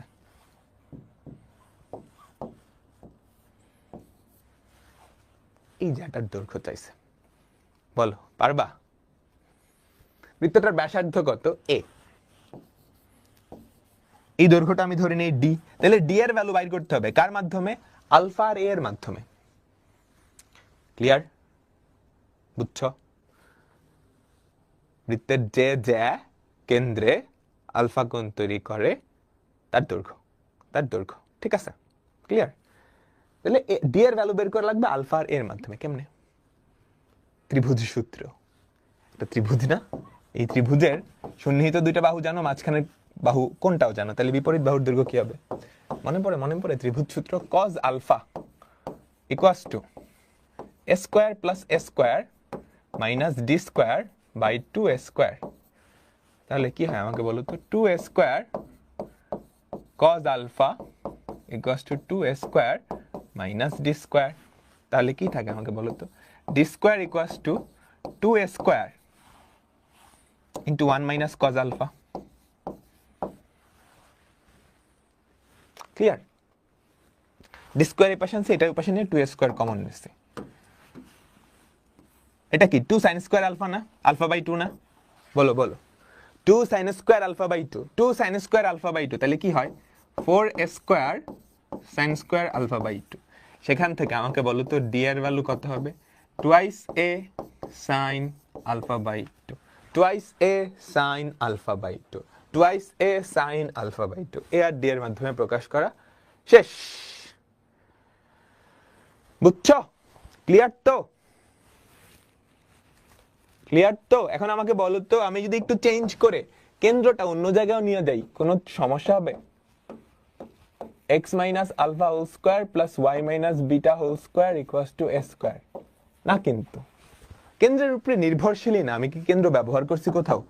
অঙ্কের কোথাও তুমি কেন্দ্র ব্যবহার করো নাই, তার মানে কেন্দ্রের উপর ডিপেন্ডেন্সি নাই, বা অ্যান্সারে কেন্দ্র আসে নাই, তার মানে ঠিক আছে। এটা আরেকটা সুন্দর ওয়েতে করা যায়, খুবই সুন্দর ওয়ে। এইটা একটা সুন্দর ওয়েতে করা যায়, খুবই সুন্দর ওয়ে। শিখাই তোমাদের? এটা বুঝছো তো? এটা বুঝছো তো? এটা বুঝছো? আচ্ছা ঠিক আছে। এবার কেন্দ্রস্থ কোণ তো হইল, এটার উপরে বৃত্তস্থ কোণটা আঁকিত, এটার উপরে বৃত্তস্থ কোণটা আঁকিত, এইটা বৃত্তস্থ কোণ।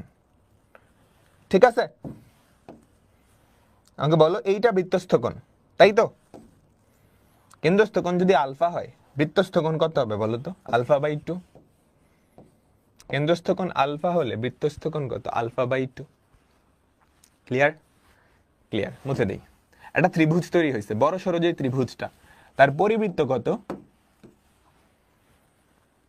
বাইরেরটা না? এই ত্রিভুজটার পরিবৃত্ত কোনটা? বাইরেরটা। তাহলে পরিবৃত্তের ব্যাসার্ধ কত? এ। পরিবৃত্তের ব্যাসার্ধ কত আমাকে বলো তো? পরিবৃত্তে এই ত্রিভুজটার পরিবৃত্তের ব্যাসার্ধ কত? এ। এ, তাই না? তাই তো, তাই তো। এইবার এই ত্রিভুজে সাইন সূত্র অ্যাপ্লাই করো তো।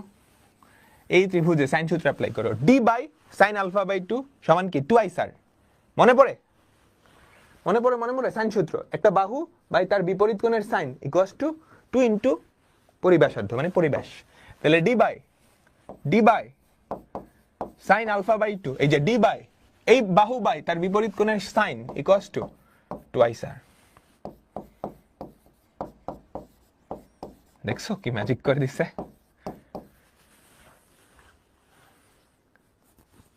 এই বুঝছো? সবাইকে বুঝছো? বুঝছো? ঠিক আছে, পরেরটায় যাই।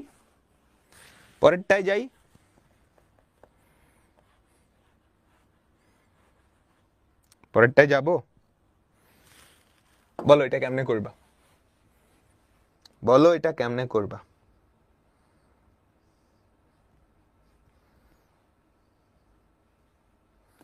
বলো এটা কেমনে করবা?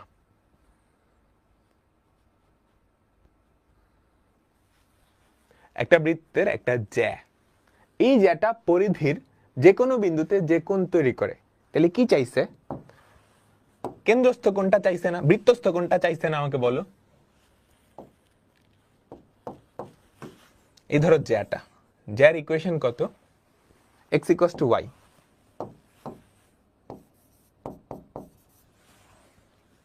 বা x minus y equals to 0।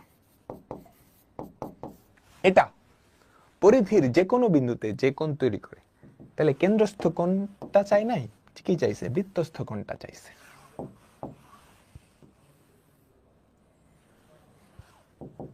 বলো কেমনে করবা? কোনোভাবে এটার দৈর্ঘ্য বের করতে পারলেই কিন্তু কাজ শেষ। আটকে যাচ্ছে? কি বলো? আটকে তো যায় নাই। বলো এই কোণটা চাইছে, এটা বের করতে পারবা? তুমি যদি কোনোভাবে এটার দৈর্ঘ্যটা বের করতে পারো, তাইলে কিন্তু হয়। ডি বাই সাইন এটা, ডি বাই সাইন এটা সমান কি?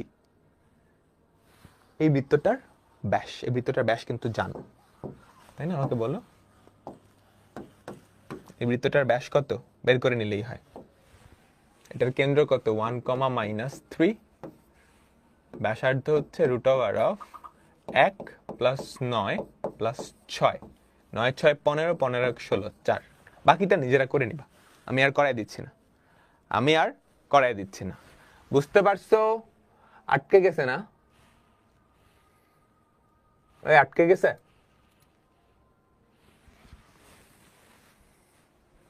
ঠিক আছে, ঠিক আছে, আমরা এখন পরবর্তী কনসেপ্টে যাচ্ছি।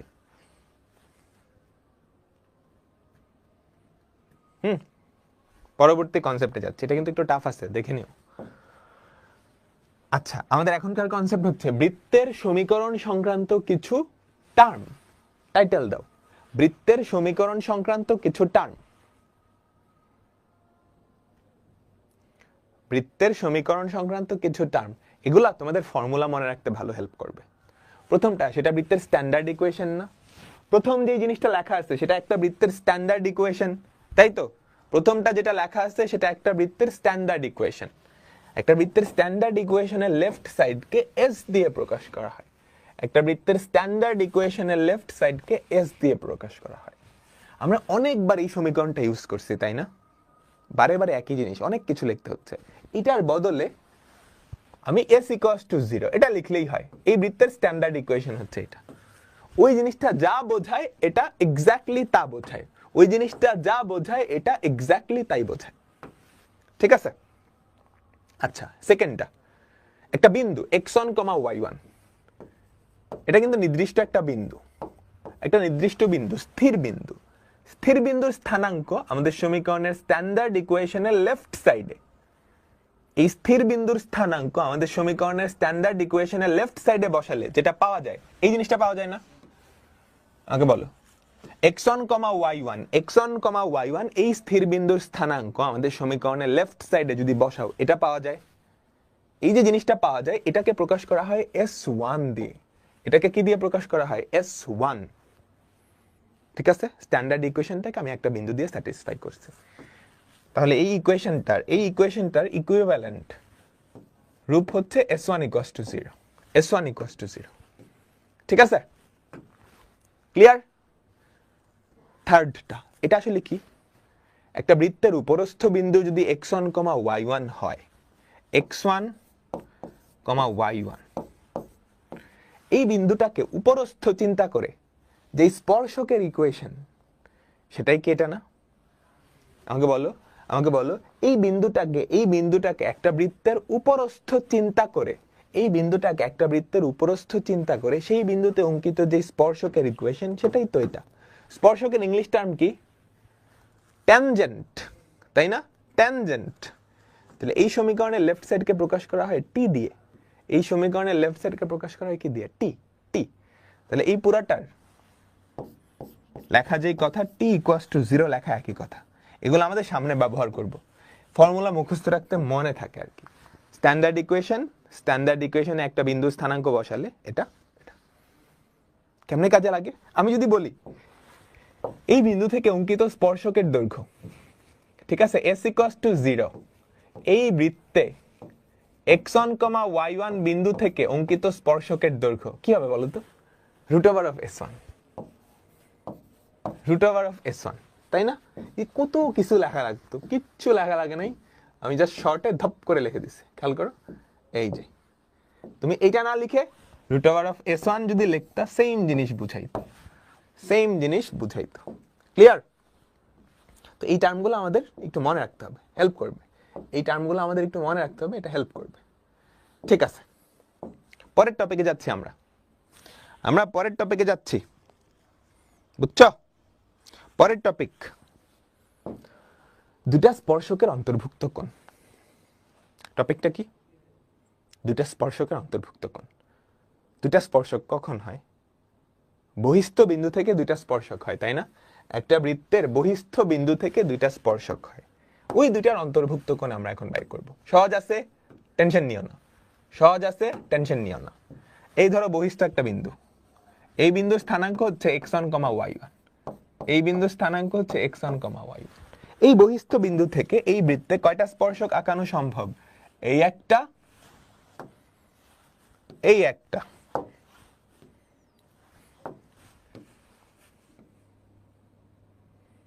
ঠিক আছে, এই একটা, এই একটা। কি বের করব? তাদের অন্তর্ভুক্ত কোণ, এই কোণটা, এই কোণটা। আচ্ছা, এইটা আমরা না বাইর করি, এটা পরে বাইর করি। তার আগে একটু সুন্দর করে যে চিত্র আঁকাইতাম না, দুইটা ত্রিভুজ তৈরি হয়, মনে আছে? দুইটা ত্রিভুজ তৈরি হয়, তাই না? এবং দুইটা সর্বসম সমকোণী ত্রিভুজ। যেই দুইটা ত্রিভুজ, তারা কি সর্বসম এবং সমকোণী ত্রিভুজ। তারা কি সর্বসম এবং সমকোণী ত্রিভুজ। তাই যদি হয়, এই কোণটা কত? আলফা, এটাও আলফা, যেহেতু সর্বসম। আমি যদি কোনোভাবে আলফার ভ্যালুটা বের করে ফেলতে পারলি, তাহলেই কাজ শেষ, তাই না? আমি যদি কোনোভাবে আলফার ভ্যালু বের করতে পারি, তাহলেই কাজ শেষ। আচ্ছা, বহিস্থ বিন্দু, তাহলে বলো তো এই যে স্পর্শকের দৈর্ঘ্য, সেটা কত? Root over of s1। এই বৃত্তটার ইকুয়েশন ধরো s equals to 0, standard equation. দেখছো আমি কিন্তু শর্টকাট মারা শুরু করছি অলরেডি। এই বৃত্তটার standard equation s equals to 0। তাহলে স্পর্শকের দৈর্ঘ্য কত? Root s1, root s1। ব্যাসার্ধ কত? r। এটা সমকোণী ত্রিভুজ না? এই সমকোণী ত্রিভুজে এটা তো লম্ব না, এটা 90 ডিগ্রি। এটা যদি কোণ চিন্তা করো, এটা রেসপেক্টে, এটা লম্ব, এটা ভূমি না? বলো বলো, এটা যদি আলফা হয়, আলফা হয়, আলফা হয়, এটা তো অতিভুজ, এটা তো অতিভুজ। কেন অতিভুজ? এটা সমকোণ, সমকোণের বিপরীত বাহু অতিভুজ। তাহলে আমরা লিখতে পারি না? আমাকে বলো ট্যান আলফার ভ্যালু কত? ট্যারা লম্বাভূত, লম্ব বাই ভূমি। তাহলে আলফার ভ্যালু কত? Tan inverse r by root over of s1, r by root over of s1। Clear? মধ্যবর্তী কোণ কত? স্পর্শক দুইটার অন্তর্ভুক্ত কোণ, স্পর্শক দুইটার অন্তর্ভুক্ত কোণ কত? 2 tan inverse r by root over of s1। তখন আমি যদি তোমাকে এই ত্রিভুজটার ক্ষেত্রফল বাই করতে বলি, পারবা না? হাফ ইন্টু ভূমি ইন্টু উচ্চতা, এটার ক্ষেত্রফল একই রকম, একই রকম। ক্লিয়ার? আমাকে বলো, আমাকে বলো, বুঝছো? একটা বৃত্তের বহিস্থ বিন্দু থেকে, একটা বৃত্তের বহিস্থ বিন্দু থেকে দুইটা স্পর্শক আঁকানো যায়, ওই দুইটা স্পর্শকের মধ্যবর্তী কোণ। মধ্যবর্তী কোণ কত? টুয়াইস আলফা না? আমি আলফাটা বের করলাম, কেমনে বের করবো? এখানে একটা সমকোণী ত্রিভুজ হইছে, যেই সমকোণী ত্রিভুজের এটা হচ্ছে কত? স্পর্শকের দৈর্ঘ্য রুট ওভার অফ s1। এটা স্পর্শকের দৈর্ঘ্য রুট ওভার অফ s1, এটা ব্যাসার্ধ। তাহলে ট্যান আলফার ভ্যালু কত? লম্ব বাই ভূমি, লম্ব বাই ভূমি। আলফার ভ্যালু কত? ট্যান ইনভার্স লম্ব বাই ভূমি, সেখান থেকে দেখো চলে আসছে। ঠিক আছে? আচ্ছা, এবার একটা মজার কনসেপ্ট পড়ব। এটা হচ্ছে কর্ড অফ কন্ট্যাক্ট বা স্পর্শজে। এটা হচ্ছে স্পর্শজে বা কর্ড অফ কন্ট্যাক্ট। এটা মানে কি বুঝাই। স্পর্শজে বা কর্ড অফ কন্ট্যাক্ট। ধরো আমাদের একটা বৃত্ত, ধরো আমাদের একটা বৃত্ত, এই বৃত্তের বহিস্থ একটা বিন্দু, ঠিক আছে, আমাদের একটা বৃত্ত, এই বৃত্তের বহিস্থ একটা বিন্দু ধরো এখানে আছে, পি অফ x1, y1। ঠিক আছে, এই বিন্দু থেকে এই বৃত্তে কয়টা স্পর্শক আঁকানো যায়? দুইটা, তাই না? এই দুইটা স্পর্শক কয়টা বিন্দুতে স্পর্শ করবে? এই দুইটা স্পর্শক কয়টা বিন্দুতে স্পর্শ করবে? আমাকে বলো, এই দুইটা স্পর্শক কয়টা বিন্দুতে স্পর্শ করবে? দুইটা বিন্দুতে, তাই না? এই একটা বিন্দু, এই একটা বিন্দু। আচ্ছা, এই বিন্দুর নাম দিলাম এ এবং এটার স্থানাঙ্ক দিলাম এক্স প্রাইম ওয়াই প্রাইম। এই বিন্দুর নাম দিলাম বি, এটার স্থানাঙ্ক দিলাম x double prime y double prime. ঠিক এতটুকু ধরতে পারছি? এখন এই দুইটা স্পর্শ বিন্দু দিয়ে একটা জ্যা আঁকা সম্ভব, এই দুইটা স্পর্শ বিন্দু দিয়ে একটা জ্যা আঁকা সম্ভব, তাই না? কোন জ্যা? এই জ্যা। ঠিক আছে, এই দুইটা স্পর্শ বিন্দু দিয়ে একটা জ্যা আঁকানো সম্ভব। ওই জ্যাটাকেই বলা হয় স্পর্শ জ্যা বা কর্ড অফ কন্ট্যাক্ট। এই জ্যাটাকেই কি বলা হয়? স্পর্শ জ্যা বা কর্ড মানে জ্যা, কর্ড অফ কন্ট্যাক্ট বা স্পর্শ জ্যা। আর আমার টার্গেট স্পর্শজের সমীকরণটা আনা। হ্যাঁ, স্পর্শজের সমীকরণটা আনা। স্পর্শজ একটা সরল রেখা না? এই যে স্পর্শজ, এটা একটা সরল রেখা, তাহলে আমাকে একটা সরল রেখার সমীকরণ আনতে হবে যেটা এই বিন্দুগামী আর এই বিন্দুগামী। বুঝছো? কথাটা বুঝছো? স্পর্শজের সমীকরণ, এটার সমীকরণ, এটা আসলে কি? একটা সরল রেখা যেটা এই দুটা বিন্দুগামী, এই দুই বিন্দু দিয়ে যায়, এমন একটা সরল রেখার ইকুয়েশন আনতে পারলেই কাজ শেষ। ঠিক আছে, আমি প্রমাণটা দেখাবো এখন। প্রমাণটা পরীক্ষার জন্য একদম গুরুত্বপূর্ণ না, জাস্ট মাথায় রাখো, বুঝো, ফালায় দাও, ফর্মুলাটা মনে রাখতে হবে। ঠিক আছে, তো আমার টার্গেট এখন এমন একটা ইকুয়েশন আনা যেটা এই দুইটা বিন্দু দিয়ে সিদ্ধ হয়, আচ্ছা, এই বিন্দুতে অঙ্কিত স্পর্শকের ইকুয়েশন কি হবে বলো তো? এই যে এটা তো বৃত্তের উপরস্থ বিন্দু, আমি আগে বৃত্তের ইকুয়েশনটা একটু সহজ ধরি। X square plus Y square minus এ স্কোয়ার, কেন্দ্র দিলাম না, সহজ একটা ইকুয়েশন, ইজি সিম্পল একটা ইকুয়েশন। এটা দিয়ে বুঝাই, তুমি বাকিটা বুঝে যাবা, সিম্পল ইকুয়েশন। আচ্ছা, এই বৃত্তের উপরস্থ একটা বিন্দু এক্স প্রাইম ওয়াই প্রাইম না? আমাকে বলো তো, এই বৃত্তের উপরস্থ একটা বিন্দু এক্স প্রাইম ওয়াই প্রাইম, সেখানে অঙ্কিত স্পর্শকের ইকুয়েশন কি? আমাকে বলো। এপি, তার ইকুয়েশন কি হবে? X prime plus y prime minus A square equals to 0। ঠিক আছে, উপরস্থ বিন্দুতে অঙ্কিত স্পর্শকের ইকুয়েশন। আচ্ছা, দ্বিতীয় বিন্দু অর্থাৎ এই বিন্দুতে অঙ্কিত স্পর্শকের ইকুয়েশন, সেটা কি হবে আমাকে বলো তো? যে এই বিন্দু উপরস্থ বিন্দু, x double prime plus y double prime minus A square equals to 0। Clear? এতটুকু ক্লিয়ার? আচ্ছা, প্রথম যে স্পর্শকটা সেটা x1, y1 বিন্দু দিয়ে যায় না? প্রথম যে স্পর্শকটা সেটা x1, y1 বিন্দু দিয়ে যায়, তাহলে x1, y1 বিন্দুটা এই সমীকরণকে সিদ্ধ করবে, এপি সমীকরণকে সিদ্ধ করবে। ঠিক আছে, এই সমীকরণকে সিদ্ধ করবে, সিদ্ধ করাও তো x1 x প্রাইম। খেয়াল করো, বুঝো কি বলতেছি। আমাদের প্রথম যে স্পর্শকটা আঁকছো, আমরা ফার্স্টে সিম্পল একটা বৃত্তের ইকুয়েশন দিয়ে ডিরাইভ করতেছি। এটা করতে পারলে জটিলগুলা পারবা। এই বৃত্তের উপরস্থ এই বিন্দুতে অঙ্কিত স্পর্শকের ইকুয়েশন এটা, এই বিন্দুতে অঙ্কিত স্পর্শকের ইকুয়েশন কোনটা? এটা। বুঝছো? আচ্ছা, ঠিক আছে, এখন প্রথম যে স্পর্শকটা, আগে বলো,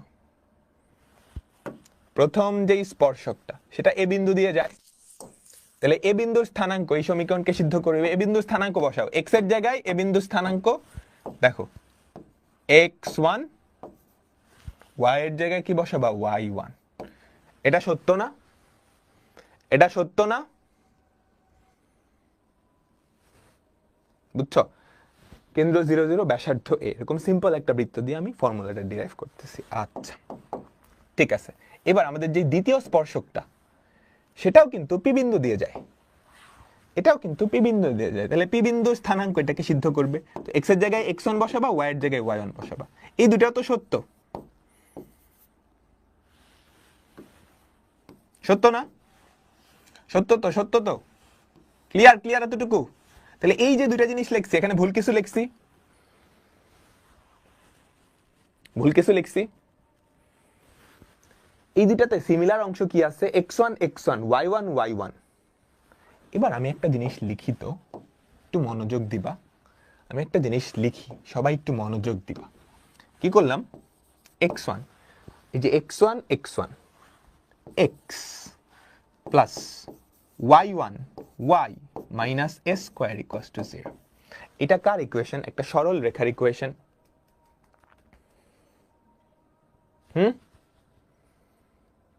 এই যে এই দুটো আমি কম্বাইন করলাম just, x1 x1, x prime আর x ডাবল প্রাইম আছে, এগুলো উঠায় দিই। যে x প্রাইম আর x ডাবল প্রাইম, এই দুটা উঠায় দিয়ে আমি x বসাইছি, এই দুটা উঠায় দিয়ে আমি y বসাইছি। কেন বসাইছি? একটু মনোযোগ দাও। এইটা একটা সরল রেখার ইকুয়েশন। আমার টার্গেট কি ছিল? একটা সরল রেখার ইকুয়েশন বাইর করা, যেটা এই দুটা বিন্দু দিয়ে যায়, যেটা এই দুইটা বিন্দু দিয়ে যায়, এই দুইটা বিন্দু দিয়ে যায়, এরকম একটাই সরল রেখা আছে দুনিয়াতে, সেটা হচ্ছে এই হলুদটা। আচ্ছা, আমি একটা আনছি। এই সরল রেখার ইকুয়েশনে এই বিন্দুটা বসাও তো। কি হয়? x1 x prime plus y1 y prime minus a square, সেটার ভ্যালু 0। এই যে এখান থেকে দেখো দেখো দেখো, এই ইকুয়েশনে যদি এটা বসাও, তাহলে এটা আসবে, এটার ভ্যালু 0, আমি প্রমাণ করছি একটু আগেই। এবার এখানে যদি এটা বসাও, এই বিন্দুর স্থানাঙ্ক বসাও, কি আসবে? x1 x double prime plus y1 y double prime, এটার ভ্যালু 0, আমি একটু আগেই প্রমাণ করছি। তাহলে এই হচ্ছে সেই সরল রেখাটা, এই হচ্ছে সেই সরল রেখাটা যেটা এই দুটা বিন্দু দিয়ে যায়।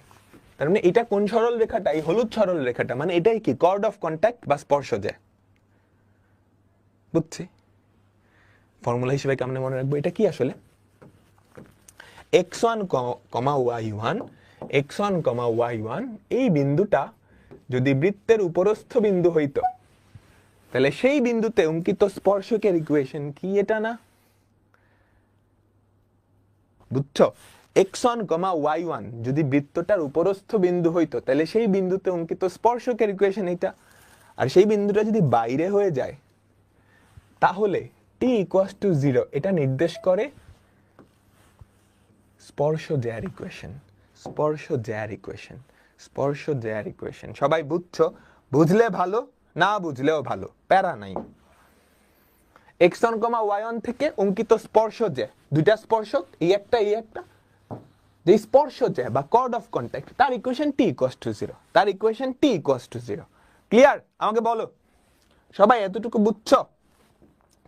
সবাই এতটুকু বুঝছো?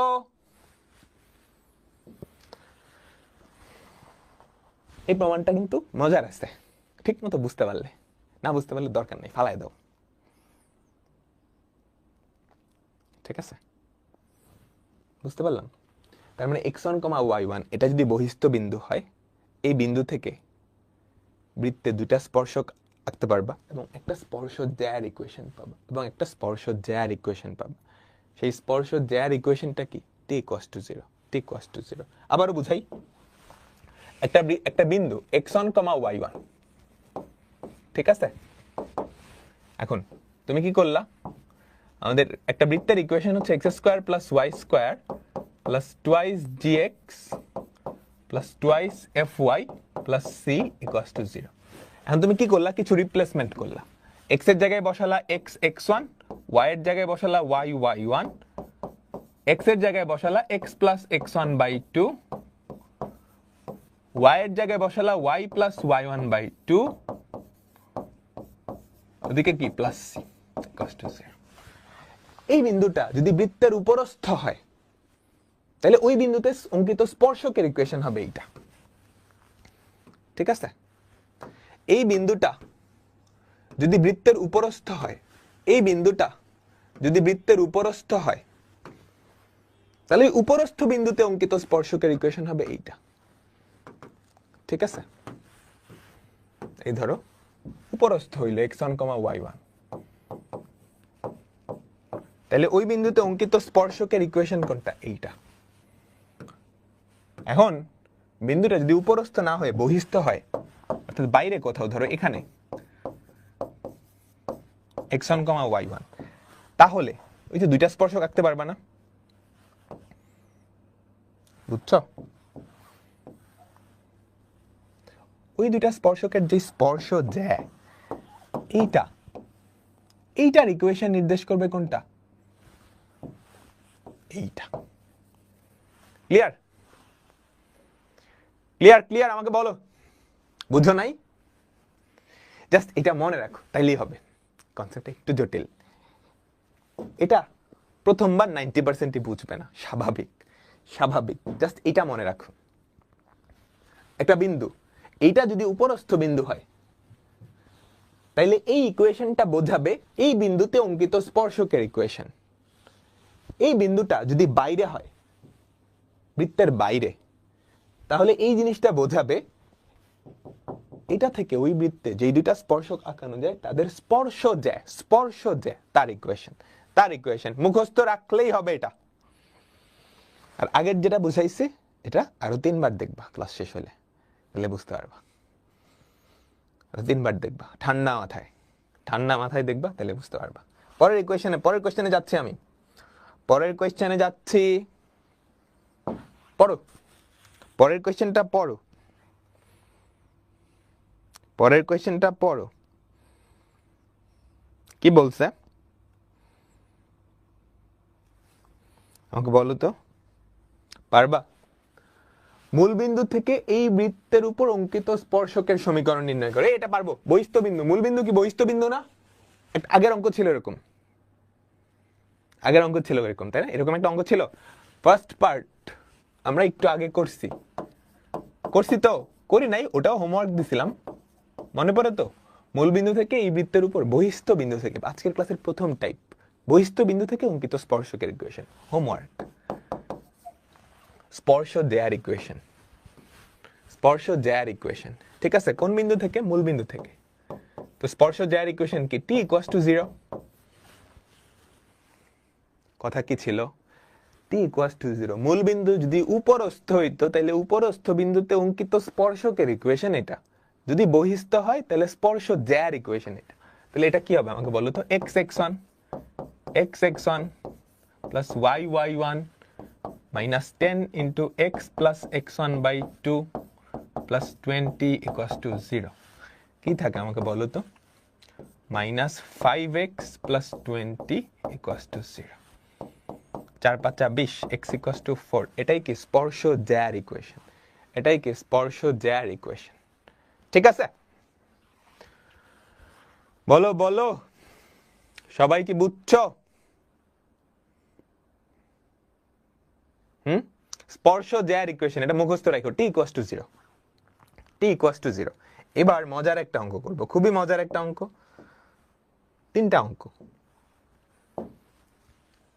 ঘাবড়ায়ও না, কোয়েশ্চেন দেখে ঘাবড়ায়ও না। সহজ আছে, আমি বুঝাই দেই। If the pair of tangents are drawn from the point 4,5 to the circle, ঠিক আছে? একটা বৃত্ত আছে, সেই বৃত্তের ইকুয়েশন কত দেওয়া আছে আমাকে বলো তো? এই যে বৃত্তের ইকুয়েশন, এটা কি বৃত্তের ইকুয়েশন? আমাকে বলো এই বৃত্তটার কেন্দ্র কত, ব্যাসার্ধ কত? পরে যাও, কোশ্চেনের পরের পার্টে পরে যাও, আগে আমার কথা শোনো।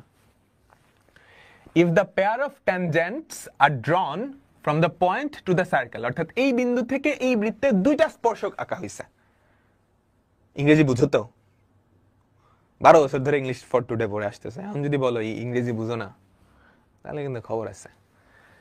If the pair of tangents are drawn from the point, এই বিন্দু থেকে এই বৃত্তে দুইটা স্পর্শক আঁকছে। আচ্ছা, বৃত্তের আগে দেখি কি অবস্থা। এই বৃত্তটার কেন্দ্র কত আমাকে বলো তো? এই বৃত্তটার কেন্দ্র কত? বলো 2,1, তাই না? 2,1। ব্যাসার্ধ কত? √g² plus f² minus c। ব্যাসার্ধ হচ্ছে 4 একক। তাই না? আচ্ছা, একটা বিন্দু বহিস্থ বিন্দু 4,5, একটা বহিস্থ বিন্দু 4,5, সেখান থেকে এই বৃত্তে দুইটা স্পর্শক আঁকানো হয়েছে,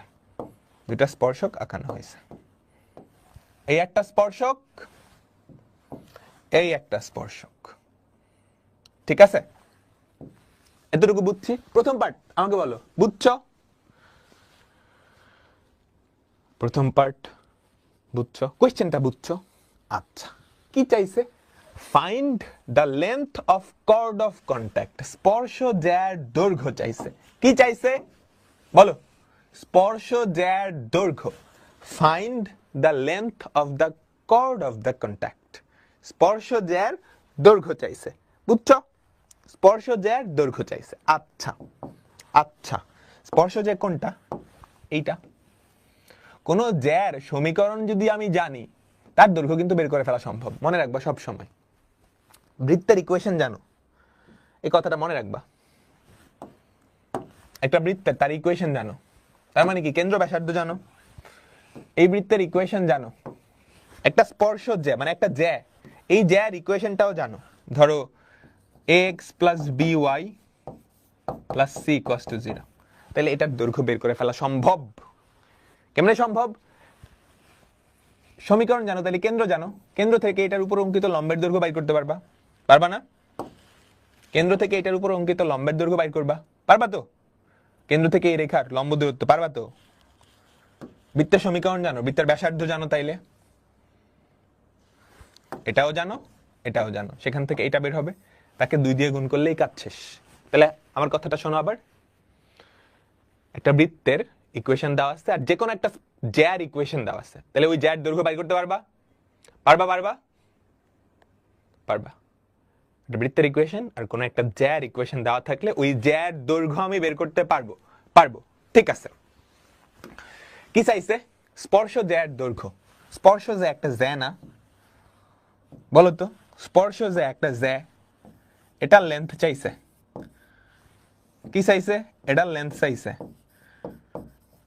তাহলে এটার ইকুয়েশনটা বের করতে পারলেই হয়, তারপর দৈর্ঘ্যটা বের হয়ে যাবে। এটার ইকুয়েশনটা বের করতে পারলেই হয়। এটার ইকুয়েশন জানি কি শিখে আসছি? t equals to 0। এটার ইকুয়েশন কি? t equals to 0। ডান। তাহলে ইকুয়েশনটা বাইর করো। x(x1) এই যে x1 y1 plus y1 minus 4 into x plus x1 by 2 minus 2 into y plus y1 by 2 minus 11 equals to 0। তাহলে কি হয় আমাকে বলো তো? 4x প্লাস 5y, কাটাকাটি করো তো, কি থাকে? মাইনাস 2x, বলো 2 কাটা, minus 2x minus 8 minus y minus 5 minus 11 equals to 0। আমাকে বলো ইকুয়েশনটা কি হয়? 2x প্লাস 4y মাইনাস 24, তাই না? 2x প্লাস 4y 8 5 13 মাইনাস 24, এটা কার ইকুয়েশন আসছে? বলো তো এটা কার ইকুয়েশন আসছে? স্পর্শ জ্যার ইকুয়েশন। তুমি কি বাকি অঙ্কটা পারবা? আমাকে বলো। এই অঙ্কটা খুবই সুন্দর একটা অঙ্ক, আমাদের বইয়ে নাই, কিন্তু খুবই সুন্দর একটা অঙ্ক। বলো বাকি পার্ট কি পারবা?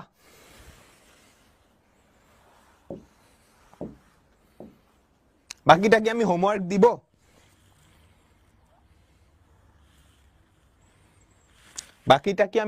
দিব? বাকিটা হোমওয়ার্ক দিয়ে দিলাম, ঠিক আছে? মানে প্রথমটার বাকিটা। এটার ইকুয়েশন পাইছো, তাহলে এটার দৈর্ঘ্য কেমনে বাইর করবা? এই বিন্দু থেকে এটা লম্ব দূরত্ব বাইর করছো, ব্যাসার্ধ জানো, পিথাগোরাস দিয়ে এটা বাইর করবা, 2 দিয়ে গুণ করে দিবা। ক্লিয়ার? তাহলে এটার বাকিটুকু আমি হোমওয়ার্ক দিয়ে দিলাম। 1 নম্বরের বাকিটুকু হোমওয়ার্ক, ঠিক আছে? এখন 2 নাম্বার আর 3 নাম্বার করব। 2 নাম্বার আর 3 নাম্বার করব। 3 নাম্বার কি বলছে? 2 নাম্বারটায় পরে যাই। 3 নাম্বার কি বলছে? Find the angle between the pair of tangents, অর্থাৎ এই স্পর্শক দুইটার মধ্যবর্তী কোণ মুখস্থ করাইছি। বলো কি? 2 tan inverse r by root over of s1 মুখস্থ না থাকলে চিত্র আঁকায় করবা, মুখস্থ না থাকলে কি করবা, চিত্র আঁকায় করবা। চিত্র আঁকায় কেমনে করে, এই যে খেয়াল করো, এতটুকু এতটুকু, এইটা যদি আলফা হয় অর্ধেকটা, এটা তো আর, এটা কি √s1 স্পর্শকের দৈর্ঘ্য, তাহলে অর্ধেকটা কত, tan inverse r/s1, tan inverse r/s1। তাহলে মধ্যবর্তী কোণ যদি আলফা হয় কত, 2 tan ইনভার্স r/√s1, √s1, তাহলে কত হয় 2 tan ইনভার্স, আর এর ভ্যালু কত 4, √s1 বাইর করে নিতে পারবা না, 4 square plus 5 square minus 4 4 16 minus 10 minus 11, বের করবা, পারবা তো?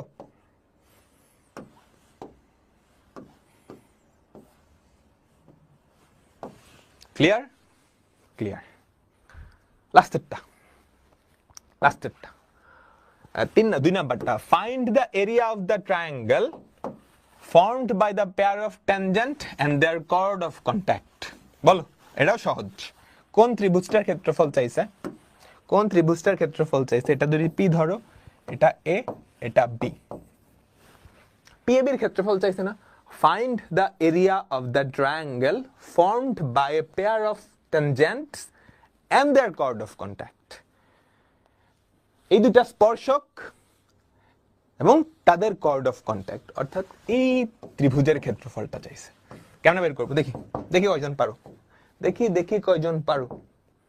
পিএবি ত্রিভুজের ক্ষেত্রফল, পিএবি ত্রিভুজটার ক্ষেত্রফল বলো দেখি। পড়াইছি ত্রিকোণমিতিতে।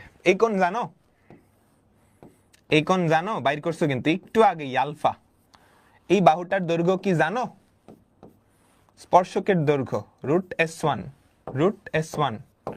তাহলে এই ত্রিভুজটার ক্ষেত্রফল কি, হাফ ইন্টু সন্নিহিত বাহু দুইটার গুণফল ইন্টু তাদের মধ্যবর্তী কোণের সাইন। বের করে নিবা। ক্লিয়ার? এর মাধ্যমে আমাদের আজকের ক্লাসটা শেষ হলো। আমরা নেক্সট ক্লাসে এখান থেকে শুরু করব। আমাদের আর 2টা ক্লাসে ইনশাআল্লাহ বৃত্ত শেষ হয়ে যাবে। বৃত্তের অনেক অ্যাডভান্সড টপিক আছে, ওগুলো তোমাদের পড়াবো কিনা এটা এখনো ফিক্স করা হয় নাই। লাস্টে হয়তো একটা ক্লাস নিয়ে অ্যাডভান্স টপিকগুলো দেখানো হইতে পারে, অপশনাল। খুবই অ্যাডভান্স কিছু জিনিসপত্র আছে, তবে আমাদের একাডেমিক ক্লাস এটা যাচ্ছে না। ওকে, ঠিক আছে, আল্লাহ হাফেজ।